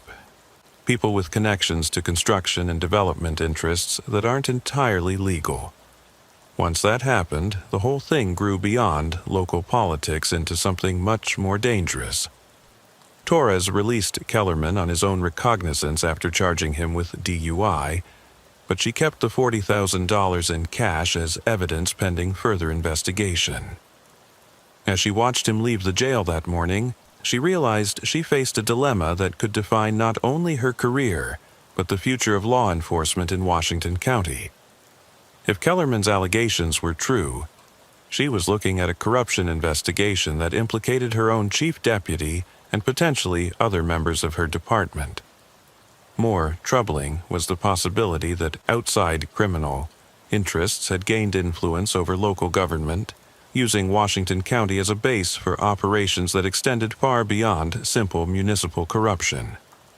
"Marcus," she told Deputy Reed as they prepared to go off shift, "I want you to keep this entire incident confidential for now. Don't discuss it with anyone in the department and don't put anything in the regular report system." "Sheriff, are you worried about internal security?" "I'm worried about everything," Torres replied honestly.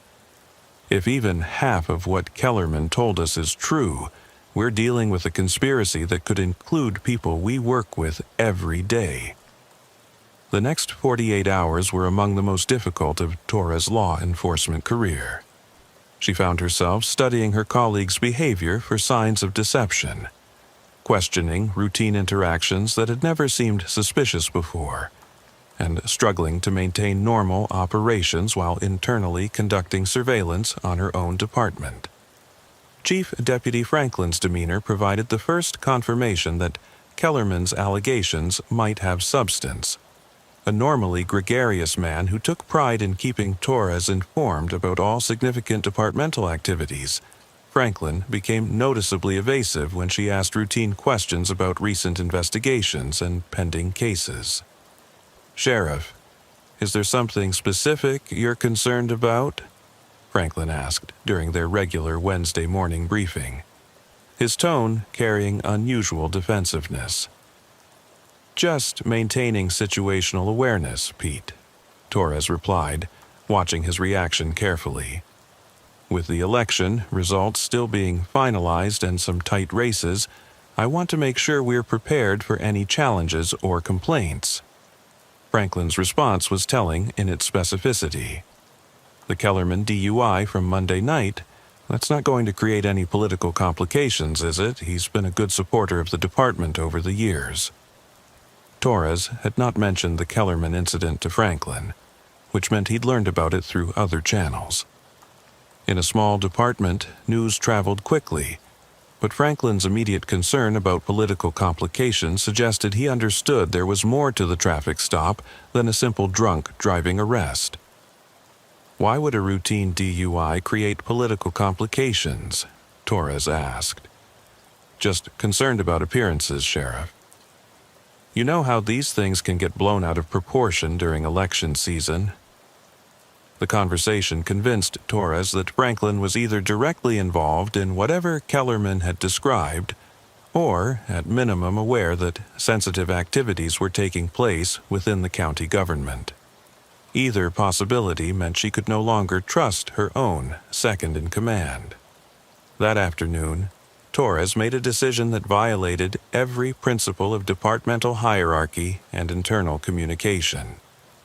Instead of pursuing the investigation through normal channels, She began conducting covert inquiries using only Deputy Reed and one other officer she felt confident hadn't been compromised. "Marcus, I need you to run some background checks, but I want you to do it quietly and off the official system," she told Reed during a private meeting at her home that evening. "I want complete financial and business records for Commissioner Hartwell, Chief Deputy Franklin, and anyone else connected to the highway expansion project." "Sheriff, are we talking about an internal affairs investigation?" "We're talking about potential criminal conspiracy that may involve members of our own department. Until we understand the scope of what we're dealing with, we treat everyone as potentially compromised." Reed's investigation, conducted over the following week using resources from the state police and federal databases that wouldn't trigger local notifications, revealed a pattern of financial activity that supported Kellerman's allegations. Commissioner Hartwell had received substantial campaign contributions from companies that were later awarded county contracts, often at prices significantly above competitive bids. More disturbing was Chief Deputy Franklin's financial history. Bank records showed large cash deposits that coincided with major county contract awards. Deposits that couldn't be explained by his official salary or any known legitimate income sources.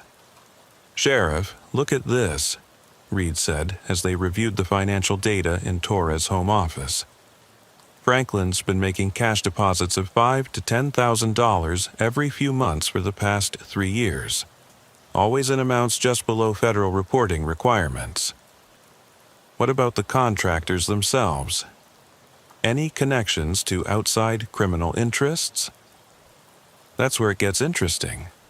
3 of the major companies that won highway expansion contracts are subsidiaries of a Seattle-based development firm called Pacific Northwest Holdings. Corporate records show the parent company has been investigated by federal authorities for ties to organized crime, though no charges were ever filed." Torres studied the corporate structure charts Reed had assembled, noting the complex web of subsidiaries and holding companies that obscured the true ownership of the contracting firms. "This isn't just local corruption. This is money laundering and organized criminal activity using Washington County government as a front." The breakthrough in understanding the full scope of the conspiracy came from an unexpected source. Elena Vasquez, a bookkeeper for the county auditor's office, contacted Torres directly with information that confirmed and expanded upon Kellerman's allegations. "Sheriff, I've been keeping copies of financial records that document fraudulent transactions," Vasquez explained during a clandestine meeting at a truck stop outside county boundaries. "I was afraid to come forward before because I wasn't sure who could be trusted. But after the election results, I think certain people are going to try to destroy evidence." Vasquez had spent 2 years documenting irregular financial activities, including contract payments to companies that existed only on paper, consulting fees for services that were never provided, and complex accounting manipulations that diverted federal highway funds into private accounts. "The highway expansion project was just the beginning," Vasquez continued. "They've been using the same methods to steal money from the timber sales program, the industrial park development, and federal grants for rural infrastructure improvements. We're talking about at least $8 million in fraudulent transactions over the past 4 years. Who else in the county government is involved? Commissioner Hartwell is the leader, but he's been working with Deputy Franklin and at least 3 other department heads. They've created what amounts to a shadow government that operates parallel to the official county structure." The evidence Vasquez provided included detailed financial records, recorded phone conversations, and copies of communications between county officials and representatives of Pacific Northwest Holdings. Most damaging was a series of emails discussing the need to maintain law enforcement cooperation and ensuring that local investigations are properly managed. "Elena, this level of documentation, How were you able to compile all this without being detected?" "Because they see bookkeepers as invisible," she replied with bitter satisfaction. "They discuss everything in front of me like I'm not there, leave documents on my desk to process without reading them carefully, and assume I don't understand the implications of what I'm recording in the official books." Torres realized she was now in possession of evidence that could bring down not only a local corruption network, but potentially implicate organized crime figures operating across state lines. The scope of the investigation had grown beyond what her small department could handle, but she also knew that involving federal authorities would create risks for both her witnesses and her own safety. "Elena, I need you to understand. If we move forward with this, everyone involved is going to be in danger. These aren't just corrupt politicians we're dealing with. If there really are organized crime connections, they won't hesitate to eliminate witnesses. Sheriff, I've been living in fear for 2 years, watching them steal money that should be going to schools, roads, and public safety. If I don't speak up now, I'll be complicit in their crimes." That night, Torres made the most difficult decision of her law enforcement career. She contacted Special Agent Sarah Chen of the FBI's Seattle field office, requesting a confidential meeting to discuss evidence of organized criminal activity in Washington County. The call would set in motion events that would ultimately expose one of the most sophisticated municipal corruption schemes in Idaho's history, but it would also place Torres and her family in mortal danger from people who had already demonstrated they would kill to protect their criminal enterprise. As she prepared for the meeting with federal agents, Torres couldn't shake the feeling that she was crossing a line from which there would be no return. The investigation had begun with a simple DUI arrest, but it was evolving into something that could destroy not only the corrupt officials, but potentially the entire structure of local government in Washington County. 3 days later, as Torres drove to her meeting with the FBI, she noticed a dark sedan that seemed to be following her route. When she deliberately took several unnecessary turns, the sedan maintained its distance, but continued to follow.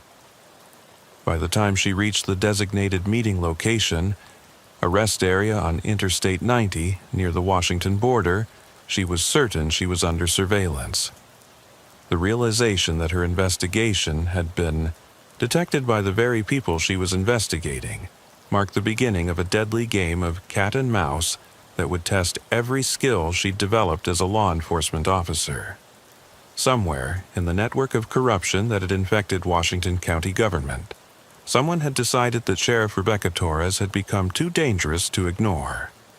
As she walked toward the federal agents waiting in the rest area, Torres knew that her next decisions would determine not only whether justice would be served, but whether she would survive long enough to see the corrupt officials brought to trial. The quiet corruption of small-town politics had evolved into something far more deadly, and Torres found herself at the center of a conspiracy that would ultimately reach from the timber forests of northern Idaho to the organized crime families of the Pacific Northwest. The meeting with Agent Chen was brief but intense. After reviewing the evidence Torres and Vasquez had compiled, the federal agent made a decision that would change everything. "Sheriff Torres, what you've uncovered appears to be a RICO-level criminal enterprise," Chen said as they studied the financial documents in her car. "We're going to need to move quickly because if your investigation has been detected, the subjects are likely destroying evidence and potentially planning to eliminate witnesses. What kind of timeline are we looking at?" "We implement a joint federal-local operation within 72 hours, or we risk losing everything. But Sheriff, you need to understand, once we move, there's no going back. This investigation is going to destroy the existing power structure in your county, and the people we're targeting have already shown they're willing to kill to protect their interests." Torres looked out at the Idaho landscape, the familiar forests and mountains that had been home for most of her life. In 3 days, everything would change. The corruption that had infected Washington County like a cancer would be exposed, but the process would also reveal just how far certain people were willing to go to protect $8 million in stolen money and the criminal network that had made it possible. As she drove back toward Copper Falls, Torres didn't notice the dark sedan that had followed her to the meeting was now joined by a second vehicle.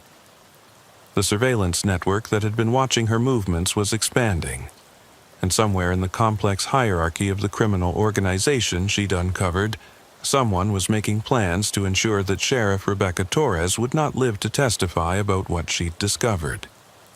The countdown to the joint federal-local operation had begun, but Torres was about to learn that her enemies had their own timeline, one that didn't include allowing her or her witnesses to survive the next 48 hours. The attempt on Sheriff Torres's life came 36 hours after her meeting with the FBI, delivered with the professional efficiency that characterized every aspect of the criminal organization she'd been investigating. She was driving home from the department on Thursday evening when the brake line on her patrol vehicle failed completely as she descended the winding mountain road that led to her house. Only years of emergency vehicle operation training and pure luck allowed her to guide the cruiser into a roadside ditch instead of over the cliff that bordered the highway's eastern edge. As Torres climbed out of the wrecked vehicle, shaken but uninjured, she knew the mechanical failure wasn't accidental. The brake line had been severed with surgical precision, designed to fail at the worst possible moment on the most dangerous section of her regular route home. Someone with detailed knowledge of her daily patterns had attempted to eliminate her in a way that would appear to be a tragic accident. Deputy Reed arrived at the crash scene within minutes, having been monitoring radio traffic and recognizing that Torres was overdue for her regular end-of-shift check-in. As he examined the patrol vehicle, his expression grew increasingly grim. "Sheriff, this was sabotage," Reed confirmed, pointing to the cleanly cut brake line hidden beneath the vehicle. Whoever did this knew exactly how to disable the brakes without creating obvious evidence of tampering. Torres felt a cold certainty settle over her as she realized the full implications. "Marcus, this means someone in the department is feeding information to the conspiracy. Only department personnel have regular access to our vehicles, and only someone with mechanical knowledge would know how to create this kind of failure. Chief Deputy Franklin? Possibly, but it could be anyone with access to the motor pool and knowledge of my schedule. From this point forward, we assume the entire department has been compromised." The failed assassination attempt marked a dramatic escalation that forced Torres to accelerate her timeline with federal authorities. Within hours of the crash, she was in secure communication with Agent Chen, coordinating an emergency operation that would begin the following morning.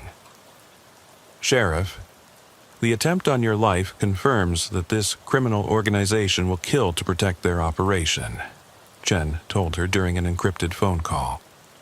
"We're implementing immediate witness protection protocols and moving the joint operation forward by 24 hours. What about Elena Vasquez? If they're targeting me, she's also in danger. We're bringing her into federal protection tonight. But Sheriff, there's something else you need to know. Our surveillance of county government communications has intercepted discussions about eliminating multiple witnesses, including David Kellerman." Torres felt her stomach drop.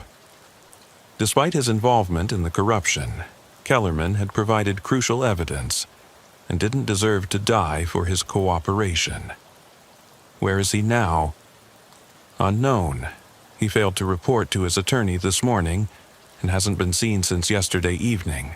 We have agents searching for him, but given the timeline, we may be too late. The realization that the conspiracy was moving to eliminate witnesses meant Torres had to choose between her own safety and protecting the people who had risked everything to expose the truth. Against FBI advice, she decided to return to Copper Falls that night to personally ensure that key witnesses were protected. "Marcus, I need you to do something that's going to test your loyalty to this department," Torres told Deputy Reed as they prepared for what might be their final shift together. "I'm going to ask you to help me arrest our own chief deputy and potentially other officers who have been compromised." Reed's response came without hesitation. "Sheriff, I swore an oath to uphold the law, not to protect corrupt cops. What do you need me to do?" The plan Torres developed was simple but dangerous. Using the excuse of conducting a department-wide equipment inventory, she would call all personnel to the station Friday morning, then systematically isolate and arrest those involved in the conspiracy, while federal agents secured evidence from county government offices.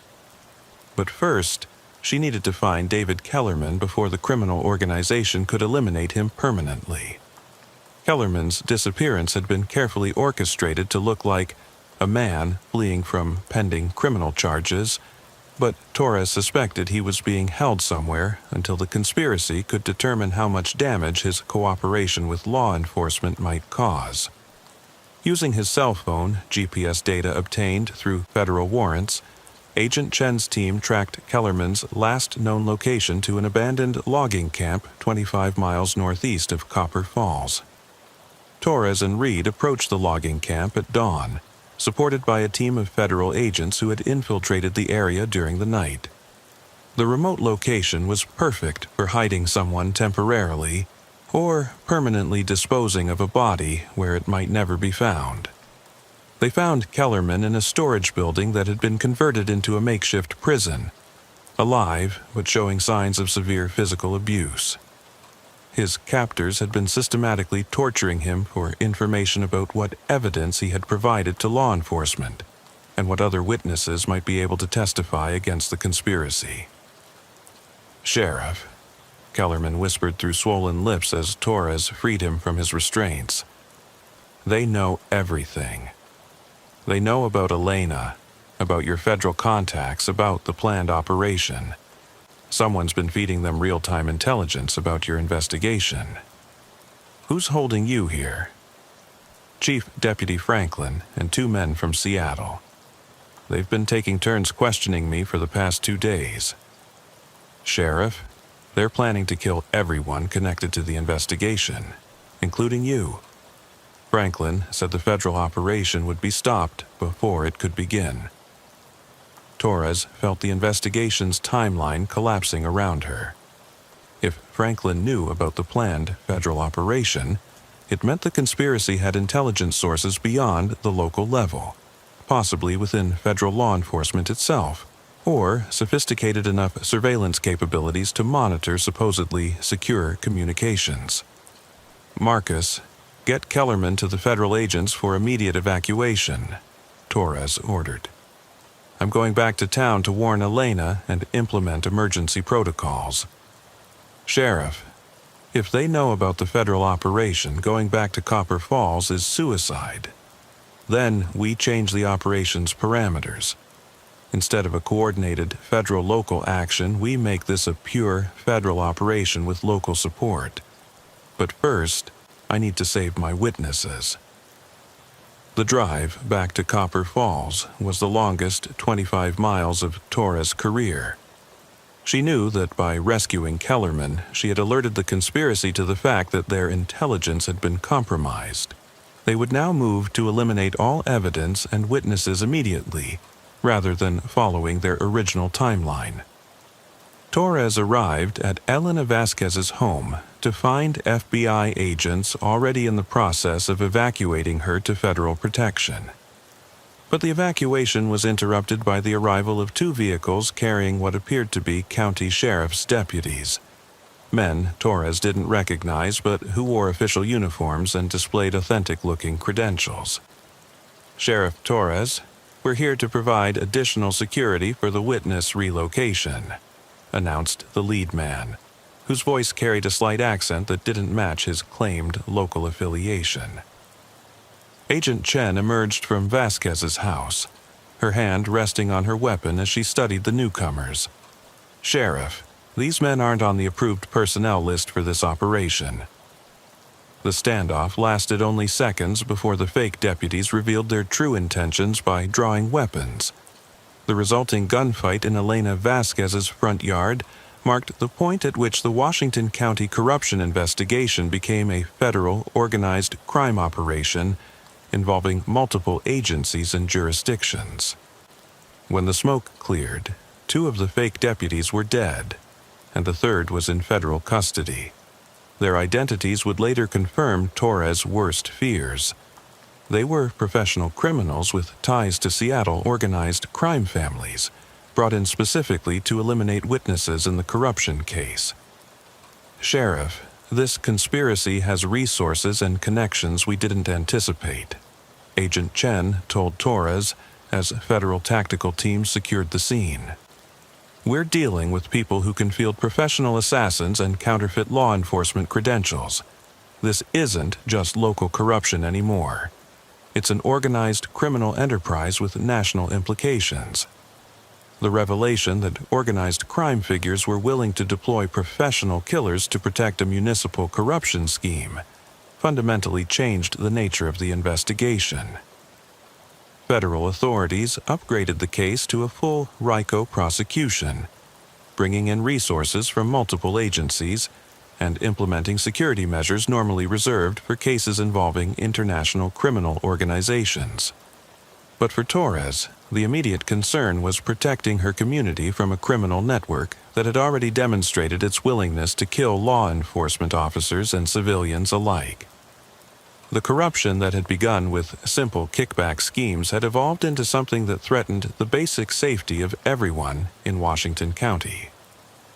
"Agent Chen, I want to know exactly how deep this conspiracy goes," Torres said as they coordinated the expanded federal operation. "If Chief Deputy Franklin has been providing intelligence to organized crime figures, we need to assume that every aspect of county government has been compromised."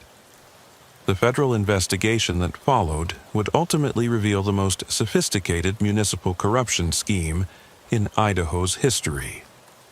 Using advanced surveillance techniques and financial analysis, agents documented a criminal network that had systematically looted county resources, while establishing Washington County as a base for organized crime operations throughout the Pacific Northwest. Commissioner Hartwell's role went far beyond simple kickback schemes. He had been working directly with Seattle crime families to establish money laundering operations using county government as a front, processing millions of dollars in illegal profits through legitimate municipal contracts and development projects. Chief Deputy Franklin's involvement was even more disturbing. He had been providing organized crime figures with intelligence about federal law enforcement activities, witness identities, and planned investigations.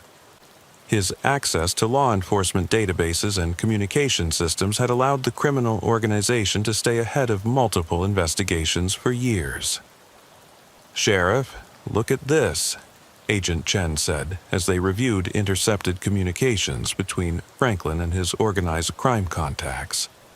"He's been selling information about federal investigations across 3 states. Your corruption case isn't the only one he's been sabotaging." The scope of the criminal network's activities stunned even experienced federal investigators.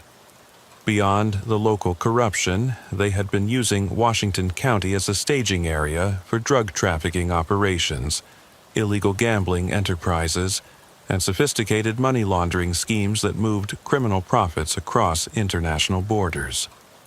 Most troubling was the discovery that the conspiracy had infiltrated law enforcement agencies in multiple jurisdictions. Franklin's communication records revealed contacts with compromised officers in at least 6 different departments, creating a network of criminal intelligence that had allowed organized crime to operate with near impunity across the region. This explains how they've been avoiding prosecution for so long, Torres realized as she studied the communication intercepts. They've had advance warning of every investigation, every warrant, every planned operation. We've been fighting a criminal organization that knew our moves before we made them. The arrests began at dawn on Saturday morning, coordinated across multiple states by federal agents who had spent the night positioning themselves near the homes and offices of everyone involved in the conspiracy. The scope of the operation required over 200 federal agents and state police officers, making it one of the largest law enforcement operations in Idaho's history. Commissioner Hartwell was arrested at his home as he attempted to flee with suitcases containing cash and financial documents. Chief Deputy Franklin was taken into custody at the Sheriff's Department, where he had been destroying evidence in violation of federal preservation orders. In total, 14 individuals were arrested on charges ranging from bribery and conspiracy to racketeering and conspiracy to commit murder. For Torres, watching her own chief deputy led away in handcuffs was both a vindication of her investigation and a devastating blow to her faith in the institution she had served for over a decade. The corruption had penetrated so deeply into the department that she would need to rebuild the entire command structure from scratch. Sheriff, we've recovered over $3 million in cash and assets from the immediate arrests, Agent Chen reported as the operation continued. But the financial analysis suggests the total amount stolen from Washington County exceeds $12 million over the past 6 years. How much of that can be recovered? Unknown. Much of the money has been moved through offshore accounts and legitimate investments that will take years to trace. The organized crime figures behind this operation are sophisticated enough to insulate most of their profits from law enforcement recovery efforts. The aftermath of the arrests revealed the true scope of how the corruption had affected every aspect of county government. Contracts totaling over $40 million would need to be reviewed for fraud. Zoning decisions involving thousands of acres of development would require reevaluation, and the entire county budget would need forensic auditing to determine how much public money had been stolen. Sheriff, the federal prosecutor wants to know if you're willing to testify before a federal grand jury about the conspiracy, Agent Chen told Torres as they surveyed the wreckage of what had once been a functioning county government. Of course. But Agent Chen, what happens to Washington County now? We've just arrested or implicated most of the senior leadership of county government. How do we maintain public services while rebuilding from scratch? That's going to be the challenge. The federal government will provide temporary oversight and assistance, but ultimately, the citizens of Washington County will need to elect new leadership and rebuild their institutions. As Torres stood in her office that evening, looking out at the community she had sworn to protect, she realized that exposing the corruption had been only the beginning of a much longer process. The criminal organization had been dismantled, the corrupt officials arrested, and the organized crime connection severed. But the damage to public trust and institutional integrity would take years to repair. The investigation had started with a drunk mayor carrying $40,000 in cash during a traffic stop. It had evolved into a case that exposed organized crime infiltration of local government and ultimately led to one of the largest federal prosecutions in the region's history. But for the citizens of Washington County, the real work was just beginning. The slow, difficult process of rebuilding their government and restoring faith in the institutions that were supposed to serve their interests rather than enriching criminal organizations.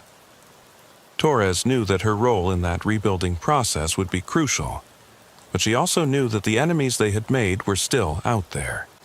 The organized crime figures behind the conspiracy had lost their local operations, but they still had resources, connections, and reasons to seek revenge against those who had brought their carefully constructed criminal empire crashing down. As she locked her office that night, Torres couldn't shake the feeling that while this battle had been won, the war against organized crime's influence in rural communities was far from over. The conspiracy in Washington County had been exposed and destroyed, but the criminal organizations that had created it were still operating across the Pacific Northwest, looking for new communities to infiltrate and corrupt.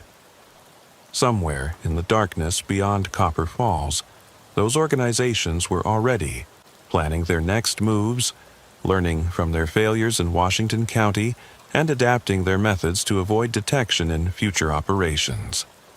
The price of freedom from corruption, Torres realized, would be eternal vigilance and the willingness to fight battles that most citizens never knew were being waged in their names. The federal grand jury convened in Boise 6 weeks after the arrests, drawing national attention to what prosecutors described as the most extensive municipal corruption case in the modern history of the American West. Sheriff Torres found herself at the center of a legal proceeding that would ultimately reshape how federal authorities approached organized crime infiltration of small-town governments across the country. The courtroom was packed with reporters, federal officials, and residents of Washington County who had come to witness the dismantling of the criminal organization that had stolen millions of dollars from their community. Torres took the witness stand on a cold January morning, knowing that her testimony would not only help convict the conspirators, but also paint a target on her back for any surviving members of the criminal network. Sheriff Torres, Prosecutor Janet Martinez began, "Please tell the grand jury how you first became aware of the conspiracy that has brought us here today." Torres's testimony spanned 3 days, detailing everything from David Kellerman's drunken confession to the discovery of organized crime connections that reached from rural Idaho to Seattle's criminal underworld. Her account of the assassination attempt on her own life sent murmurs through the courtroom and prompted additional security measures for all witnesses. The brake lines on my patrol vehicle were severed with professional precision, Torres explained to the grand jury. This wasn't vandalism or amateur sabotage. It was attempted murder carried out by someone with detailed knowledge of both my daily routines and automotive systems. Chief Deputy Franklin's testimony, delivered under a plea agreement that reduced his potential sentence from life in prison to 25 years, provided the most damaging evidence against the criminal organization's leadership. His detailed knowledge of the conspiracy's operations, combined with his access to law enforcement intelligence, made him the prosecution's most valuable witness. Commissioner Hartwell introduced me to Vincent Torino in 2017, Franklin testified, his voice barely audible as he described his first contact with organized crime figures. Torino represented what he called Seattle investment interests that wanted to develop business opportunities in rural markets. At first, it seemed like legitimate economic development. Franklin's account revealed how gradually he had been drawn into the conspiracy, beginning with simple favors like providing advance warning of routine investigations and evolving into active participation in murder conspiracies and money laundering operations. By 2019, I was receiving monthly payments of $10,000 for ensuring that certain law enforcement activities were coordinated with the organization's interests, Franklin continued. When Sheriff Torres began investigating the highway expansion contracts, Torino made it clear that her investigation needed to be stopped by any means necessary. The prosecution's case was strengthened by the testimony of Elena Vasquez, whose meticulous documentation of financial irregularities provided a paper trail that connected county government corruption to organized crime money laundering operations spanning multiple states. The numbers never made sense, Vasquez explained to the grand jury. Consulting fees for services that were never provided, contract payments to companies that existed only on paper, and complex accounting transfers that moved money through dozens of shell corporations. When I started documenting these irregularities, I realized we were looking at systematic theft of public funds. Vasquez's evidence included over 400 pages of financial records, recorded phone conversations, and copies of communications between county officials and organized crime figures. Her documentation proved that the conspiracy had stolen over $14 million from Washington County during its 6-year operation. Most compelling was David Kellerman's testimony about his role in the conspiracy, and the organization's escalating violence when faced with exposure. Despite his own criminal culpability, Kellerman's detailed knowledge of the conspiracy's operations and his willingness to admit his crimes provided crucial corroboration for the prosecution's case. They told me that cooperating with law enforcement would result in my family being killed, Kellerman testified, describing the threats that had prompted his initial confession to Torres. Vincent Torino showed me photographs of my children's school, my wife's workplace, and our home. He made it very clear that the organization had the resources to eliminate anyone who threatened their operations.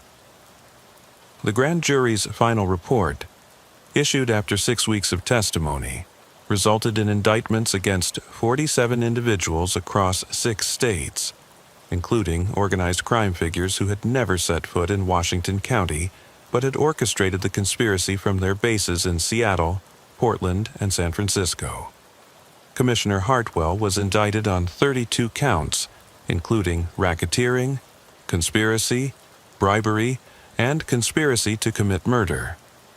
His trial, which began 8 months later, would become a landmark case in federal prosecution of organized crime infiltration of municipal governments. The evidence presented during Hartwell's trial revealed the sophisticated methods the criminal organization had used to establish and maintain control over Washington County government. Beyond simple bribery and kickbacks, they had implemented systematic surveillance of community leaders, installed monitoring equipment in government buildings, and maintained detailed psychological profiles of county employees to identify potential assets and threats. This wasn't random corruption, Prosecutor Martinez told the jury during opening statements.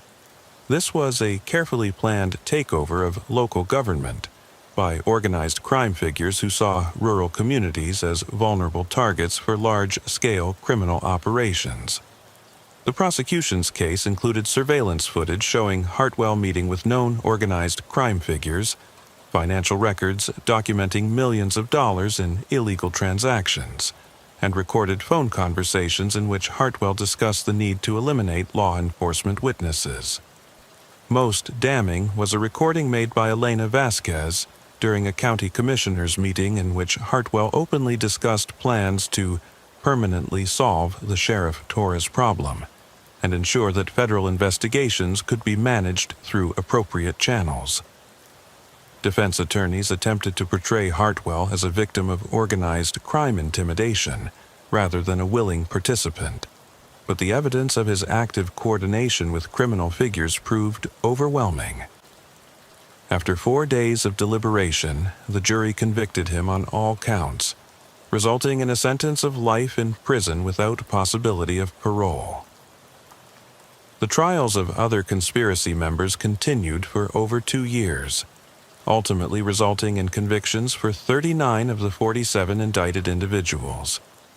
The sentences ranged from 5 years for minor participants to life imprisonment for organized crime leaders and those involved in murder conspiracies.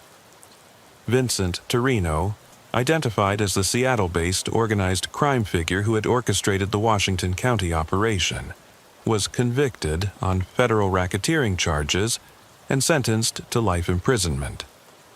His trial revealed that the Washington County conspiracy had been part of a larger criminal strategy to establish organized crime operations in rural communities across the Pacific Northwest. Mr. Torino and his associates viewed small towns and rural counties as soft targets for criminal infiltration, Federal Prosecutor James Wilson explained during sentencing. They believed that limited law enforcement resources and close-knit community relationships would make it easier to corrupt local officials and avoid federal attention. For Sheriff Torres, the successful prosecution of the conspiracy represented both a professional triumph and a personal ordeal that would affect her for the rest of her career. The investigation had cost her the trust of many community members who felt betrayed by the revelation that their government had been controlled by organized crime, and it had made her a permanent target for criminal organizations operating throughout the region.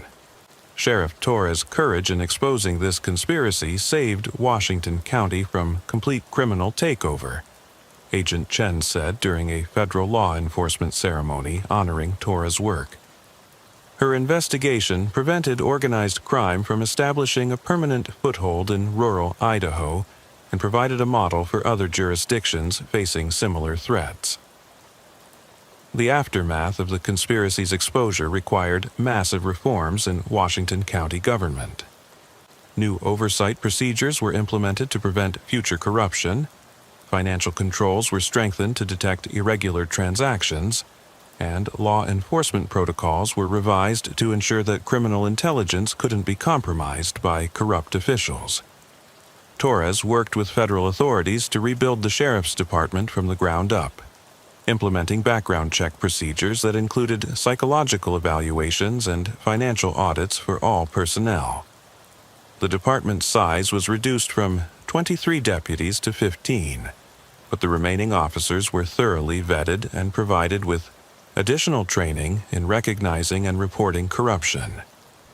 "We learned that corruption doesn't announce itself," Torres explained to a gathering of rural law enforcement officials who had come to study Washington County's recovery process. "It infiltrates gradually, taking advantage of trust and community relationships to establish influence before revealing its true nature." The financial recovery process proved more challenging than the law enforcement response. While federal authorities were able to seize assets totaling over $8 million from the conspiracy's operations, much of the stolen money had been moved through offshore accounts and legitimate investments that were difficult to trace and recover. Washington County filed civil lawsuits against the bonding companies that had insured the corrupt contracts, ultimately recovering an additional $12 million that was used to fund infrastructure projects and compensate taxpayers for the stolen funds. However, the legal process took over 4 years to complete and required extensive federal assistance. Perhaps most importantly, the Washington County case established legal precedents that enhanced federal authorities' ability to prosecute organized crime infiltration of municipal governments. The investigation techniques developed during Torres' case became standard protocols for similar investigations across the country. The personal cost to Torres and other witnesses was significant and ongoing. Despite the successful prosecutions, organized crime figures who had avoided conviction continued to view the Washington County witnesses as threats to their operations. Torres and her family were relocated under federal witness protection protocols, and Elena Vasquez was permanently relocated to another state under a new identity.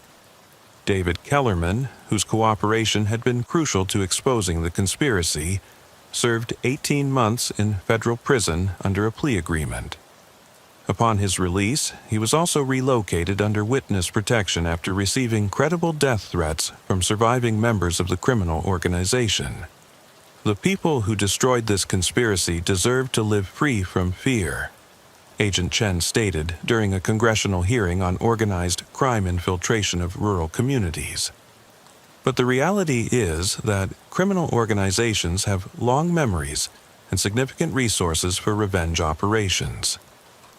5 years after the initial arrests, Torres continued to serve as sheriff of Washington County while living under enhanced security protocols that included regular threat assessments and coordination with federal protective services.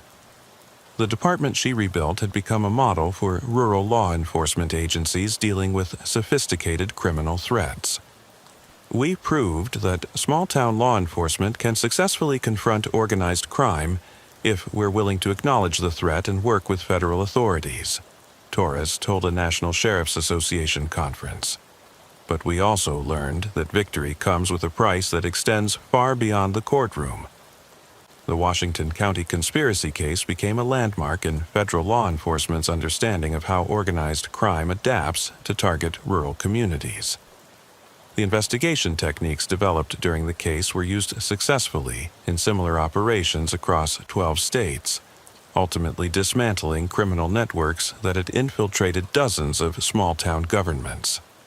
For the residents of Washington County, the exposure and prosecution of the conspiracy represented both vindication and a sobering lesson about the vulnerability of small communities to sophisticated criminal organizations. The rebuilding process required not only new government structures but also a fundamental reassessment of how rural communities could protect themselves from external criminal threats. We learned that isolation can be both a strength and a vulnerability, explained Dr.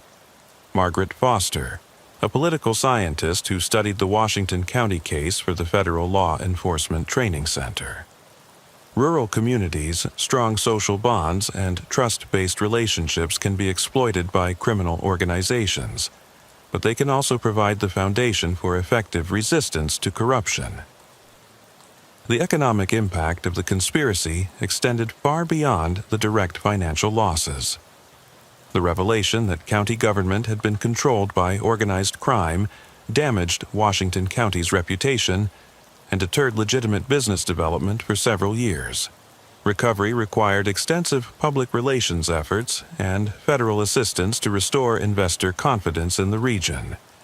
Tourism, which had been a growing economic sector, declined sharply after the conspiracy's exposure as potential visitors associated the area with organized crime activity. The county implemented marketing campaigns emphasizing the successful prosecution of the criminals and the reforms that had been implemented to prevent future corruption. We had to prove that Washington County was safe for families and legitimate businesses, explained Jennifer Walsh, the economic development director hired to lead the recovery effort. The criminal organization had been eliminated, but we needed to demonstrate that we had learned from the experience and implemented safeguards to prevent similar infiltration. The educational value of the Washington County case extended internationally, with the law enforcement agencies from several countries studying the investigation techniques and prosecution strategies used to dismantle the conspiracy. The case became a textbook example of how organized crime adapts to exploit rural communities and how effective law enforcement responses can be developed. Torres received numerous awards for her role in exposing the conspiracy, including the Federal Bureau of Investigation Director's Award for Excellence in Law Enforcement and the International Association of Chiefs of Police Award for Professional Excellence. However, she consistently emphasized that the successful outcome required cooperation from brave witnesses and federal authorities rather than individual heroism. This case proves that no community is too small or too remote to be targeted by organized crime, Torres said during her acceptance speech for the FBI Director's Award. But it also proves that dedicated law enforcement officers, brave witnesses, and effective federal cooperation can overcome even the most sophisticated criminal organizations. 10 years after David Kellerman's drunken confession during a routine traffic stop, Washington County had rebuilt its government, restored public trust, and implemented safeguards that made it a model for other rural communities facing similar threats. The conspiracy that had once threatened to turn the county into a permanent base for organized crime operations had been completely dismantled, with its leaders serving life sentences in federal prison. Sheriff Torres continued to serve the community that had been both victim and beneficiary of her investigation. The department she rebuilt operated with transparency and accountability measures that exceeded federal standards, and the county government functioned with oversight procedures that made corruption extremely difficult to establish or maintain. We paid a high price for learning these lessons, Torres reflected, during a ceremony marking the 10th anniversary of the conspiracy's exposure. But we proved that rural communities don't have to accept criminal infiltration as inevitable. With courage, cooperation, and proper support, even small-town law enforcement can confront and defeat organized crime. The Washington County case stands as both a warning about the vulnerability of rural communities to sophisticated criminal infiltration and an inspiration for law enforcement officers facing seemingly impossible odds against well-funded and politically connected criminal organizations. It demonstrates that corruption can be defeated, but only through the courage of individuals willing to risk everything for justice and the support of federal authorities committed to protecting the integrity of American communities, regardless of their size or isolation. For Sheriff Rebecca Torres, the investigation that began with a simple DUI arrest became the defining case of her career and a testament to the principle that no criminal organization, regardless of its resources or political connections, is beyond the reach of determined law enforcement officers committed to protecting their communities from those who would exploit trust for criminal gain. Sheriff Jake Morrison had always understood that people vanish in rural America with disturbing frequency. During his 14 years serving Clearwater County, Wyoming, 2,800 square miles of high desert, mountain ranges, and scattered ranching communities, he'd handled dozens of missing person cases that simply dissolved into the vast landscape without resolution. Drifters who moved on without notice, domestic disputes that ended with someone fleeing to start over elsewhere, and the occasional hiker or hunter who wandered off established trails and never returned. In a county where the nearest neighbor might live 20 miles away and cell phone coverage disappeared beyond the main highways, people could vanish as easily as morning mist in the summer sun.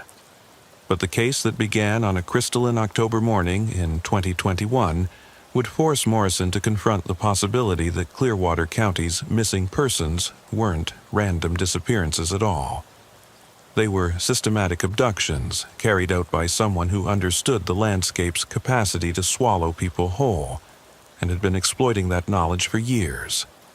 The call came in at 7:23 a.m. from Helen Rodriguez, the day manager at the Frontier Motel, a 12-unit establishment that served as Clearwater County's primary accommodation for traveling workers, hunting guides, and the occasional tourist brave enough to venture into Wyoming's emptiest corner.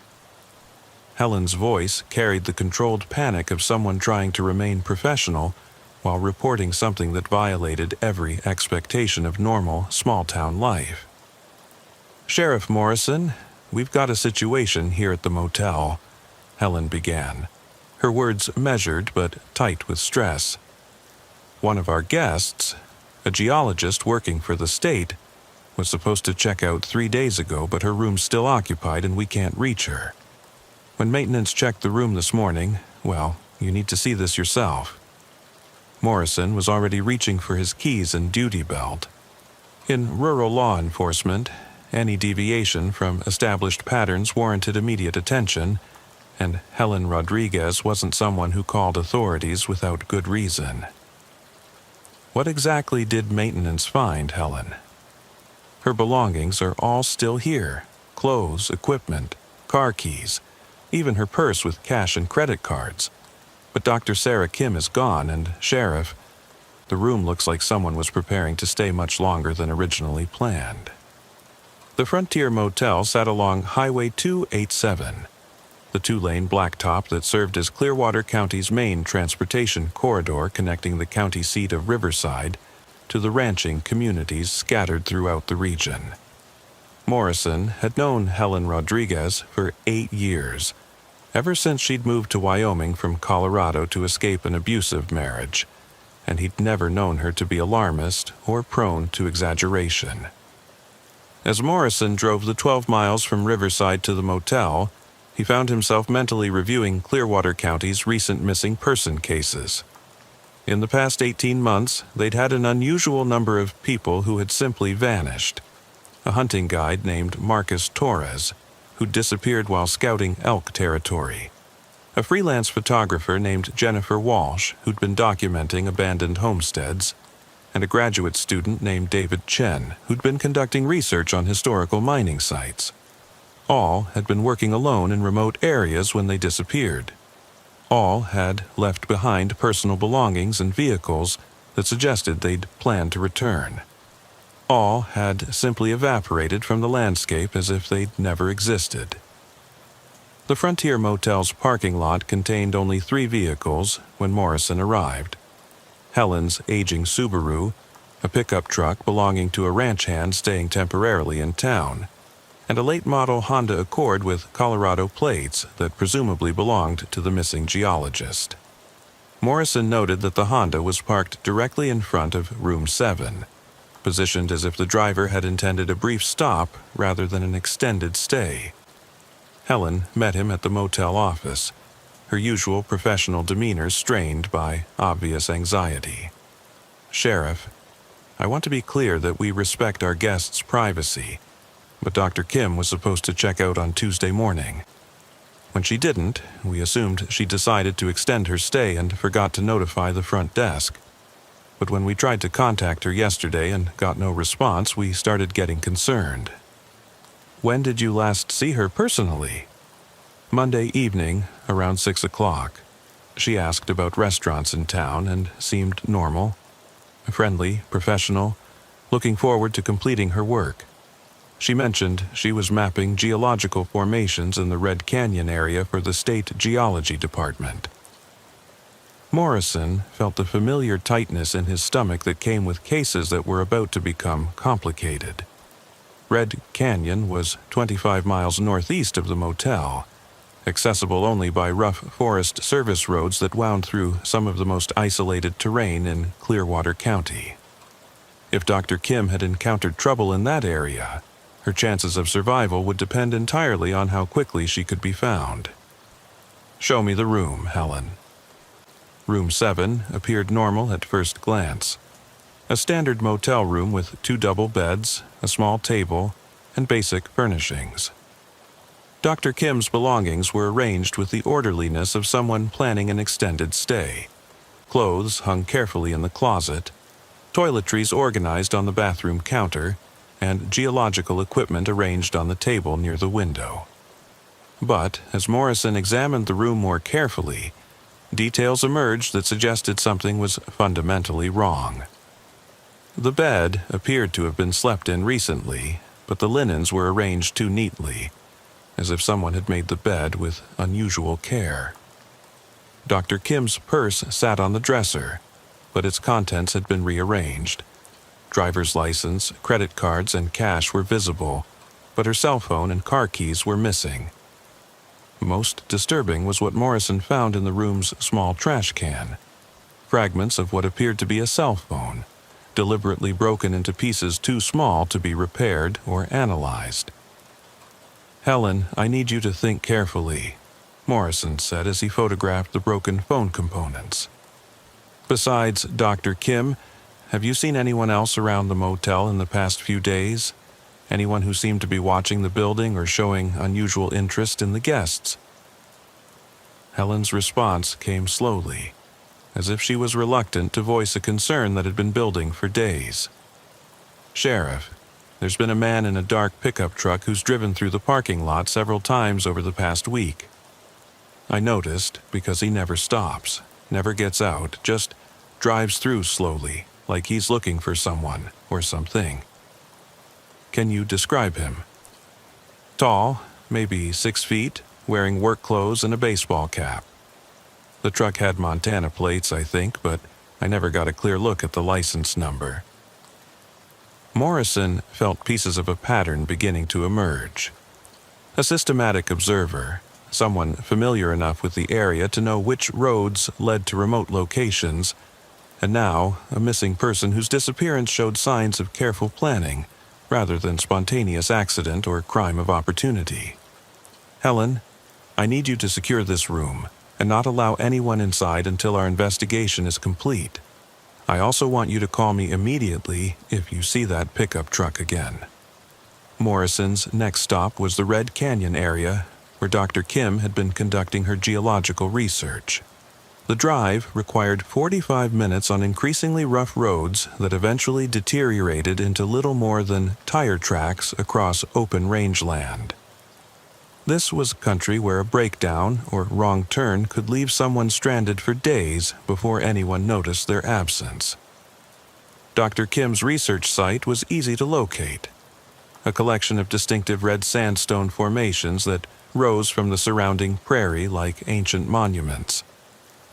Morrison found evidence of recent geological work.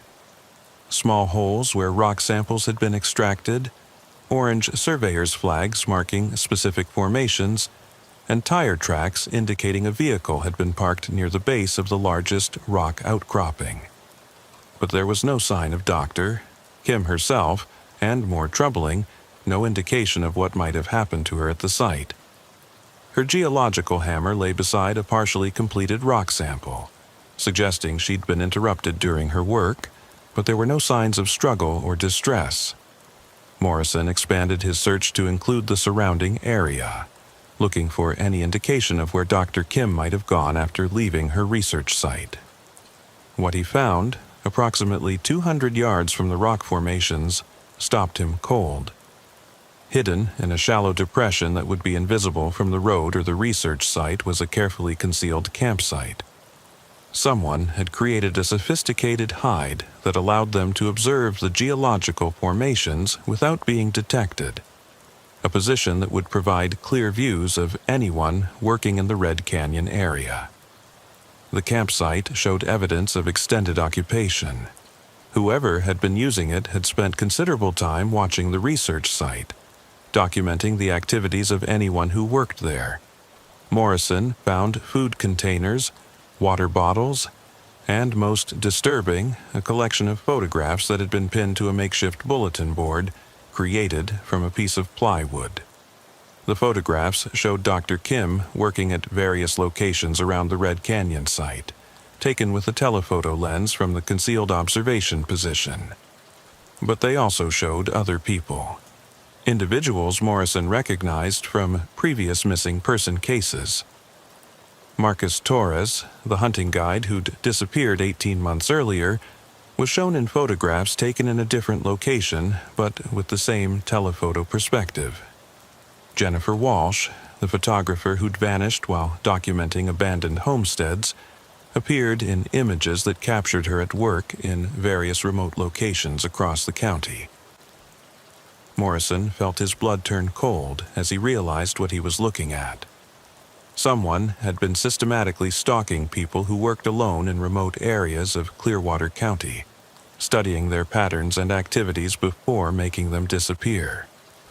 Jesus Christ, Morrison whispered as he photographed the evidence board. This isn't random. Someone's been hunting them.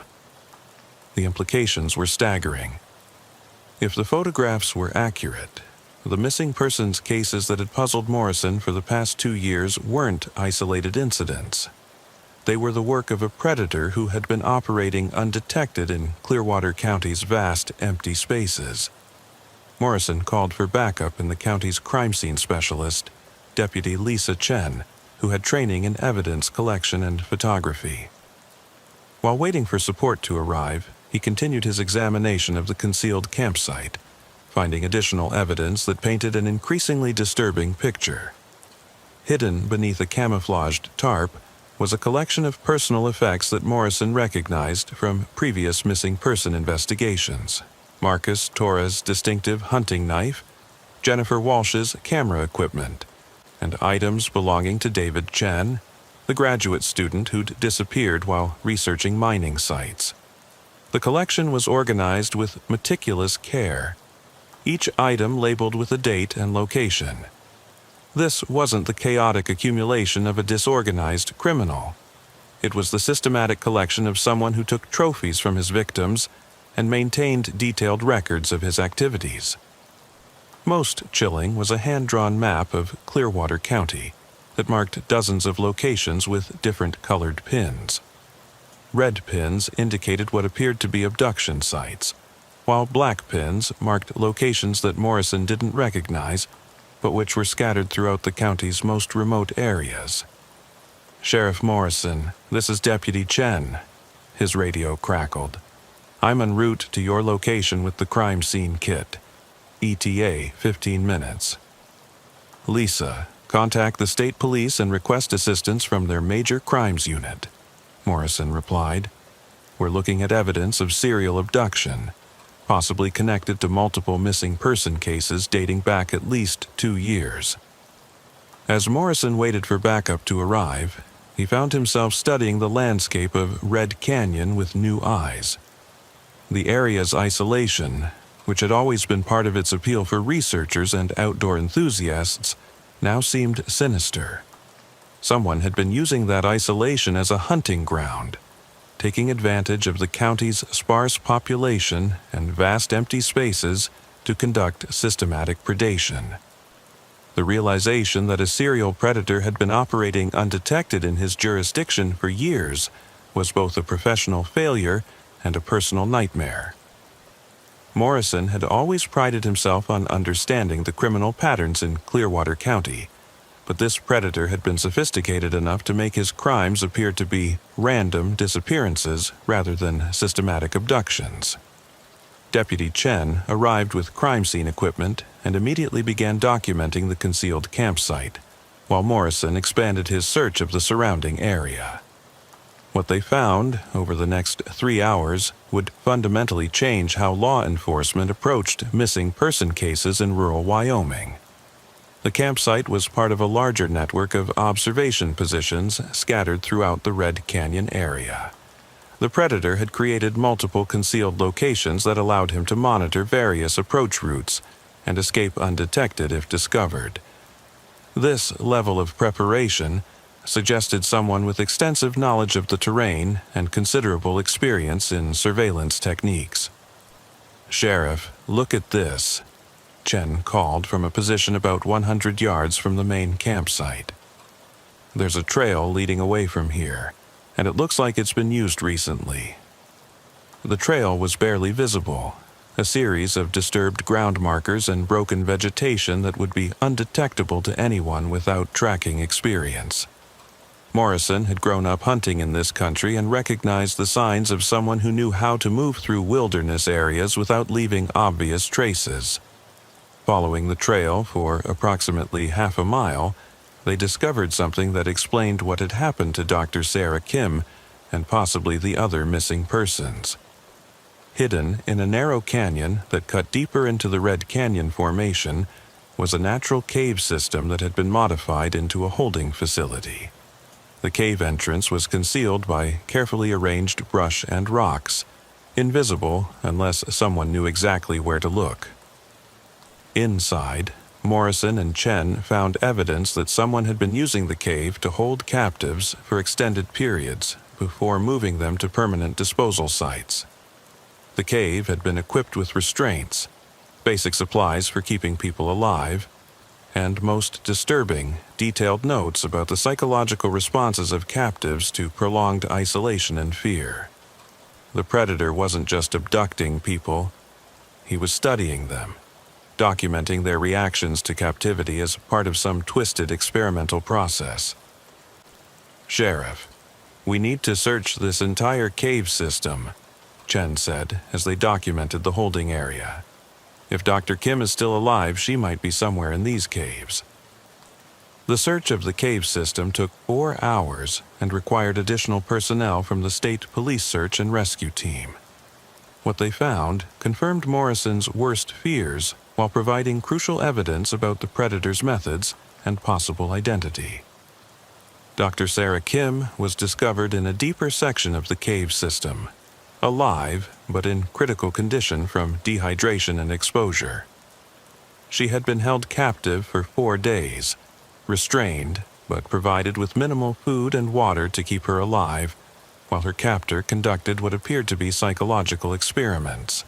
He said he was studying isolation responses, Dr. Kim whispered to Morrison as paramedics prepared her for evacuation.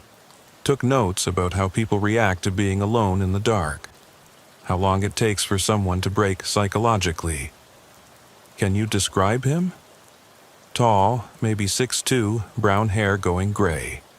Spoke like an educated man, used scientific terminology.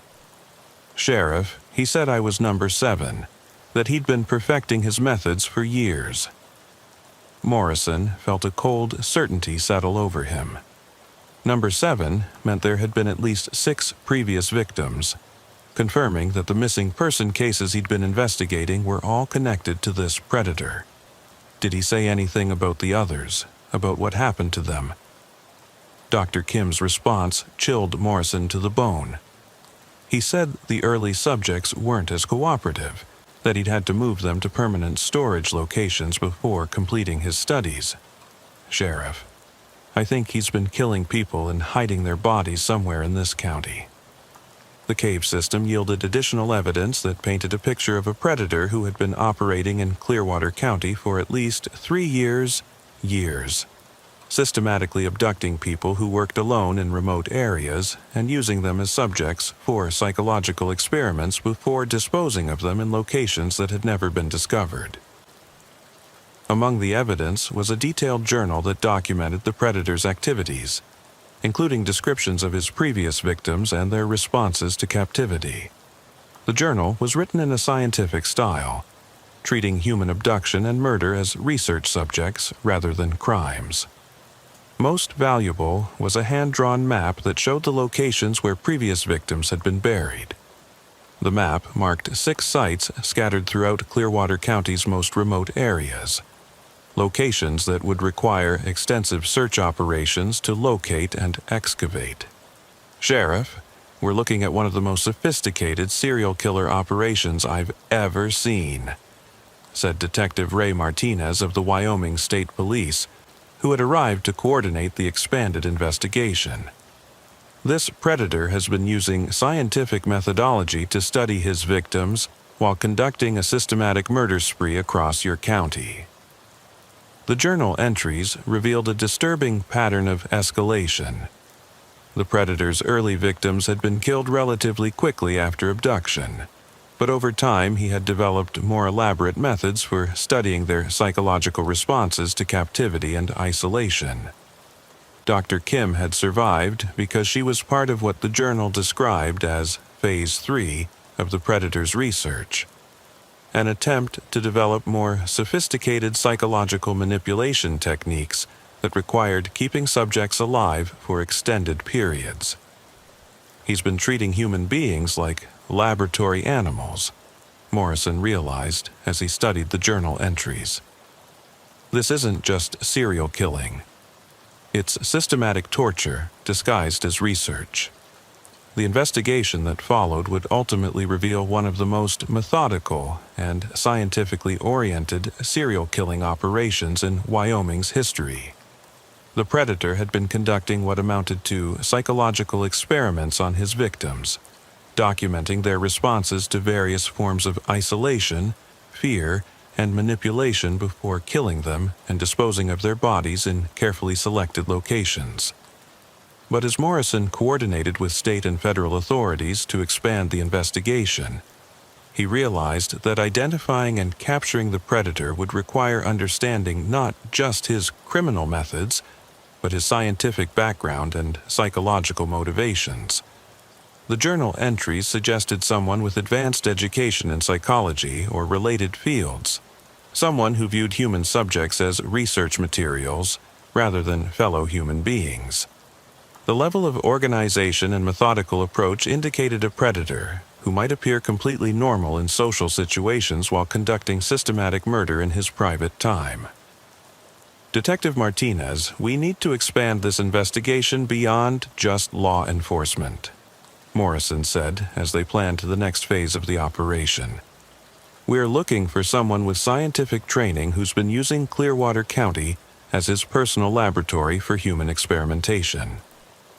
The search for the predator would require resources and expertise beyond what local law enforcement could provide, but Morrison was determined to bring justice for the victims who had vanished into Wyoming's empty spaces and ensure that no one else would disappear into the predator's twisted research program. As evening approached over the Red Canyon, Morrison looked out at the vast landscape that had always been his home, now tainted by the knowledge that someone had been using its isolation to conduct systematic murder. Somewhere in Clearwater County, a predator who considered himself a scientist was probably planning his next abduction, studying potential victims and preparing for Phase 4 of his research program. The race to identify and capture him had begun, but Morrison knew that in a county where vast distances and sparse population provided perfect hunting grounds for predators, finding one methodical killer would require every resource at law enforcement's disposal and considerable luck. Dr. Sarah Kim's survival had provided crucial evidence and testimony, but 6 other victims remained buried in locations known only to their killer. Finding them and bringing their families closure would require not just solving the crimes, but understanding the mind of someone who had turned murder into a scientific discipline practiced in the emptiest corners of rural America. The identification of Dr. Richard Thorne came through an unexpected connection that revealed how perfectly he had hidden his criminal activities behind a facade of legitimate scientific research. 3 days after Dr. Sarah Kim's rescue, Morrison received a call from Dr. Jennifer Walsh, a forensic psychologist with the Wyoming State Police who had been reviewing the journal entries found in the cave system. "Sheriff Morrison, I think I know who wrote these journal entries," Dr. Walsh said during their morning briefing at the State Police headquarters in Cheyenne. "The scientific methodology, the specific terminology used to describe psychological responses. This matches the research style of someone with advanced training in experimental psychology." Morrison leaned forward in his chair, feeling the first spark of hope since the investigation had begun. "What kind of connection are you thinking?" "I've been comparing the journal entries to published research papers in experimental psychology, looking for similar writing styles and methodological approaches. Sheriff, I found a match.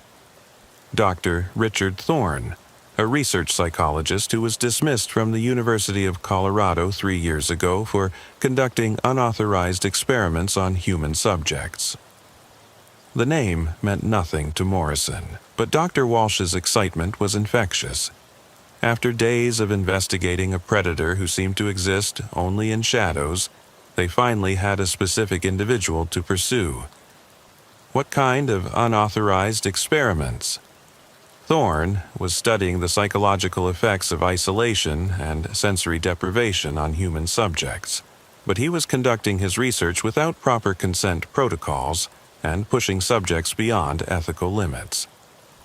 The university dismissed him after several students filed complaints about being subjected to psychological trauma during his experiments. Dr. Walsh spread out copies of academic papers and university records that painted a picture of a respected researcher whose pursuit of scientific knowledge had gradually evolved into systematic abuse of research subjects. Thorne's published research focused on what he called extreme isolation psychology, studying how people respond to being completely cut off from social contact and familiar environments. His work was considered groundbreaking but ethically questionable. Morrison studied Thorne's photograph from his university identification, a tall man in his late 40s with graying brown hair and the intense expression of someone completely absorbed in intellectual pursuits. The physical description matched what Dr. Kim had provided during her debriefing.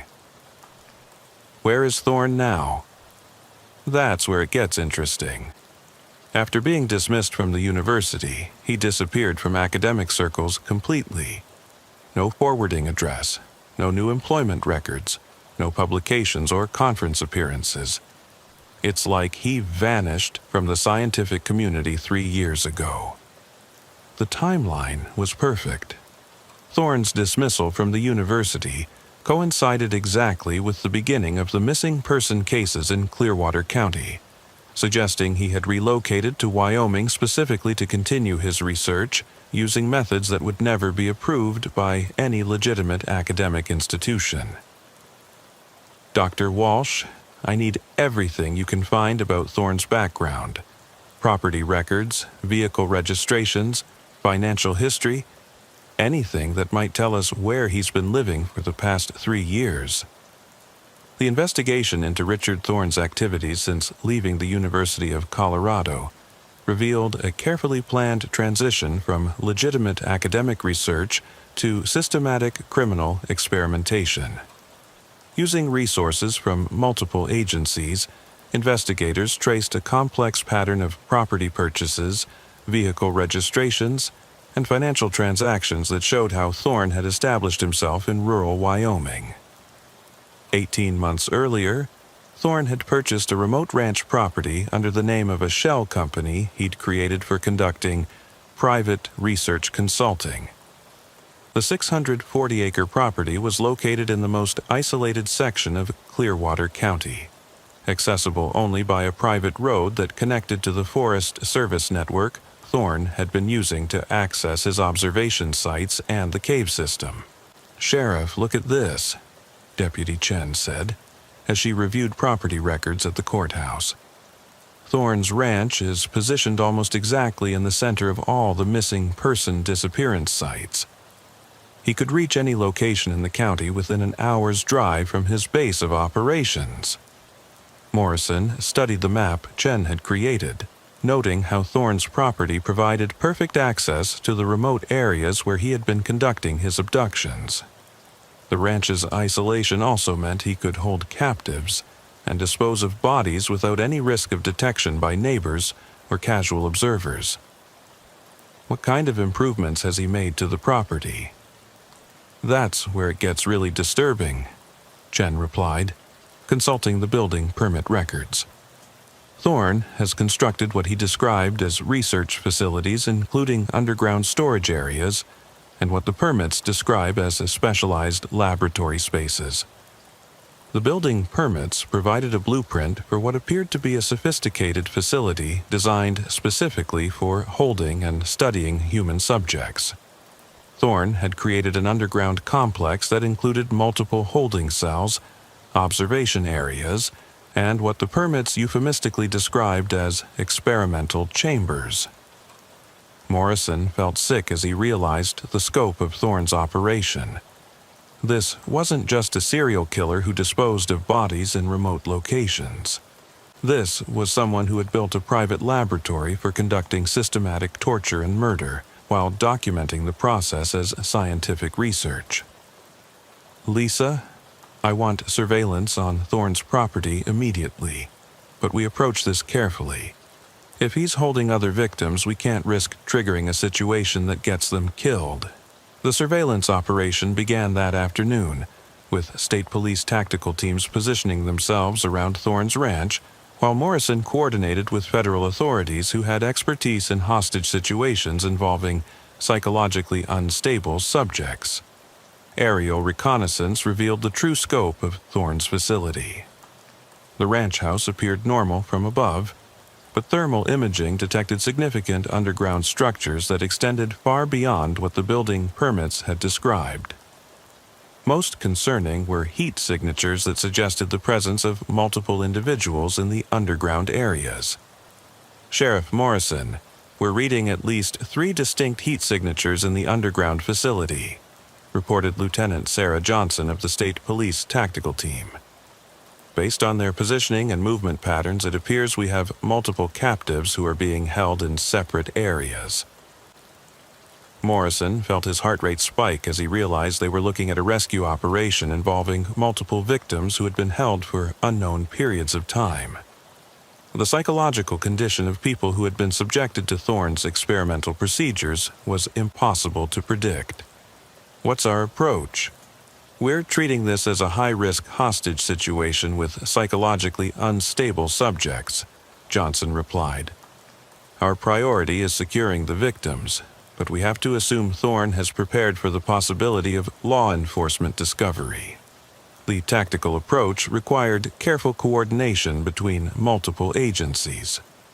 FBI behavioral specialists provided analysis of Thorne's psychological profile, suggesting he would view law enforcement intervention as disruption of important scientific work rather than criminal investigation.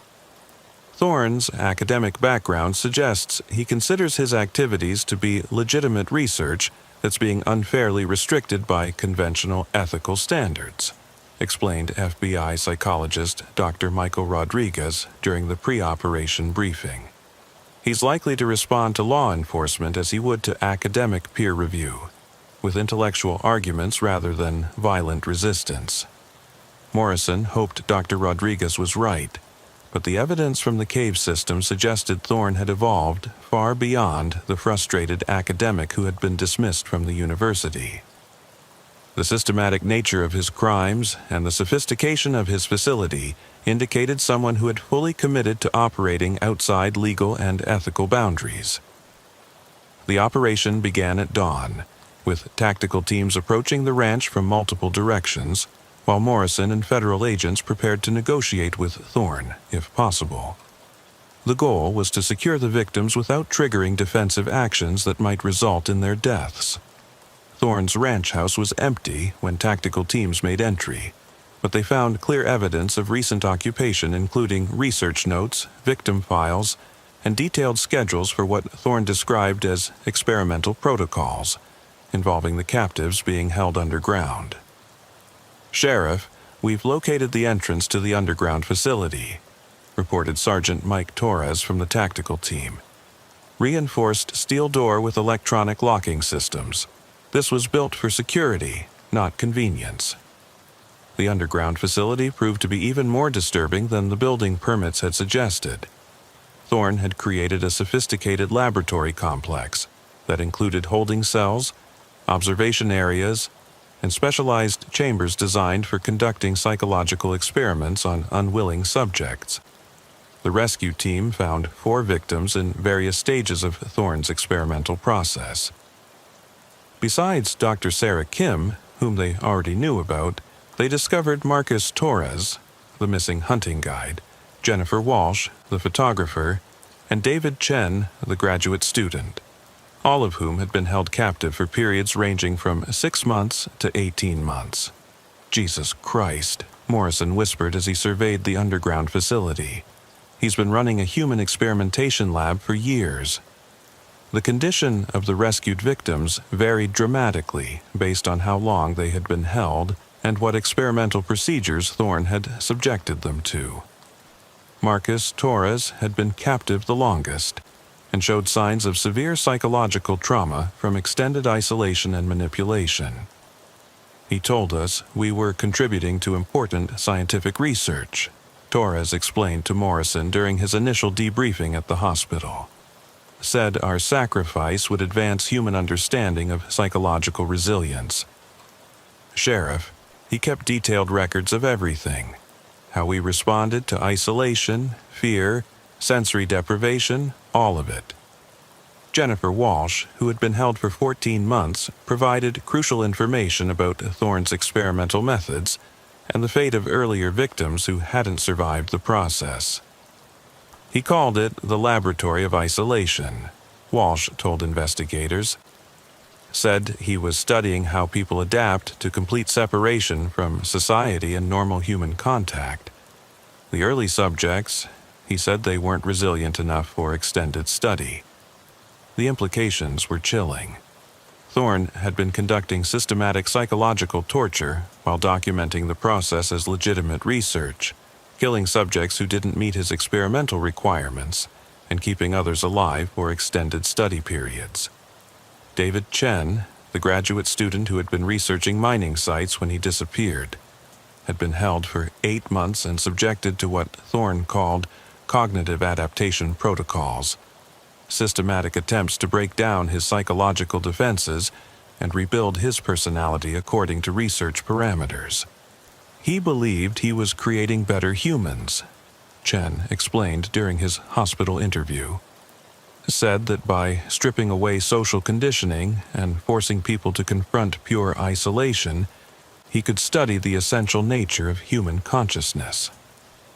The underground facility yielded extensive documentation of Thorn's activities, including detailed records of all his victims and the experimental procedures he had used on each. The files confirmed that 6 people had died during Thorn's experiments, their bodies buried at locations marked on the map found in the cave system. But Thorn himself was nowhere to be found. The facility showed signs of hasty abandonment, with some equipment still running and research notes scattered as if he had fled when surveillance detected the law enforcement operation. "Sheriff, we found Thorn's escape route," reported Deputy Chen from a section of the underground facility that connected to natural cave systems. He's got a tunnel that leads to the cave network where we found Dr. Kim. He could be anywhere in miles of underground passages. The search for Thorne expanded to include the entire cave system that honeycombed the area beneath his ranch property.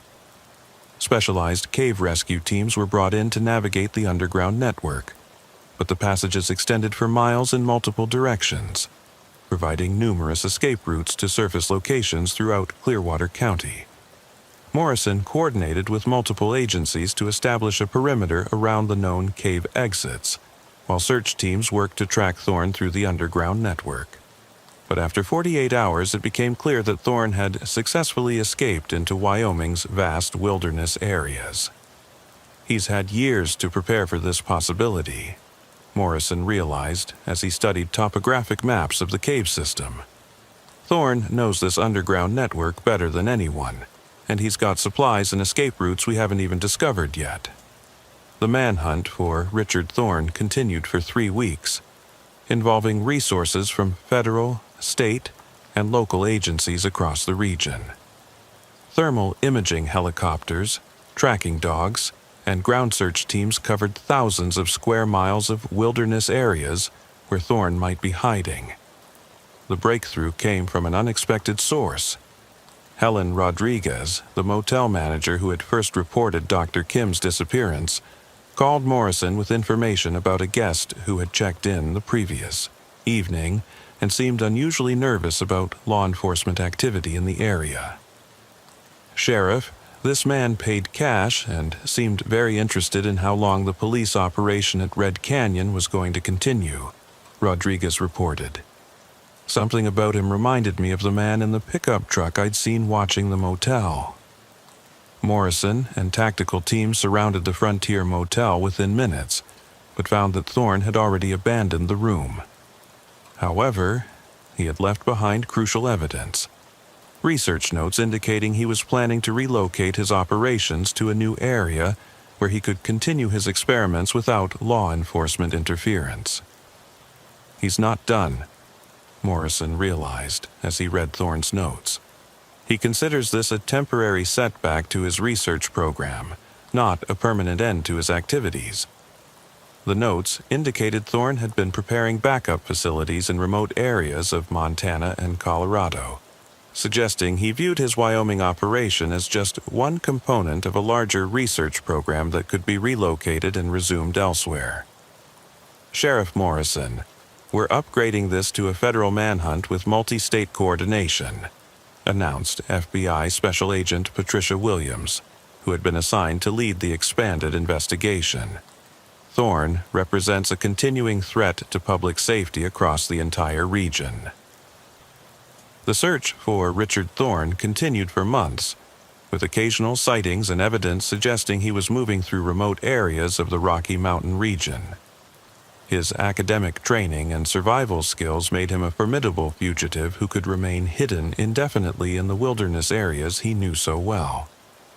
But the successful rescue of his victims and the destruction of his Wyoming facility had ended his systematic experimentation on human subjects.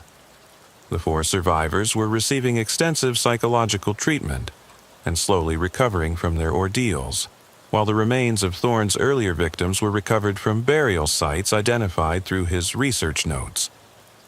For Morrison, the case represented both a successful law enforcement operation and a sobering reminder of how sophisticated predators could exploit rural areas' isolation to conduct systematic criminal activities. Thorne's laboratory of isolation had operated undetected for years in Clearwater County's empty spaces, taking advantage of sparse population and vast distances to conduct crimes that would have been impossible in more populated areas. "We stopped him, but we didn't catch him," Morrison reflected during a debriefing session with federal authorities. "Somewhere out there, Richard Thorne is probably setting up new research facilities and looking for new victims to study." The case established new protocols for investigating missing persons in rural areas, with enhanced coordination between agencies and improved methods for detecting sophisticated criminal operations that exploited geographic isolation. Morrison's department received additional training and resources for handling complex cases involving educated criminals who used rural areas as hunting grounds. Dr. Sarah Kim made a full recovery and returned to her geological research, though she never worked alone in remote areas again. Marcus Torres, Jennifer Walsh, and David Chen required extensive therapy, but eventually rebuilt their lives, becoming advocates for missing person awareness and improved law enforcement coordination in rural areas. The underground facility at Thorne's Ranch was demolished and sealed, but the case files remained open pending Thorne's capture. Somewhere in the vast wilderness of the American West, a predator who considered himself a scientist continued to evade justice, but he would never again find the perfect laboratory for human experimentation that he had created in Clearwater County's empty spaces. For Sheriff Jake Morrison, the investigation had proven that even the most sophisticated criminals could be defeated through careful police work and interagency cooperation. But it had also demonstrated that rural America's greatest strength, its vast empty spaces, could also be its greatest vulnerability when exploited by those who understood that isolation could hide even the most horrific crimes.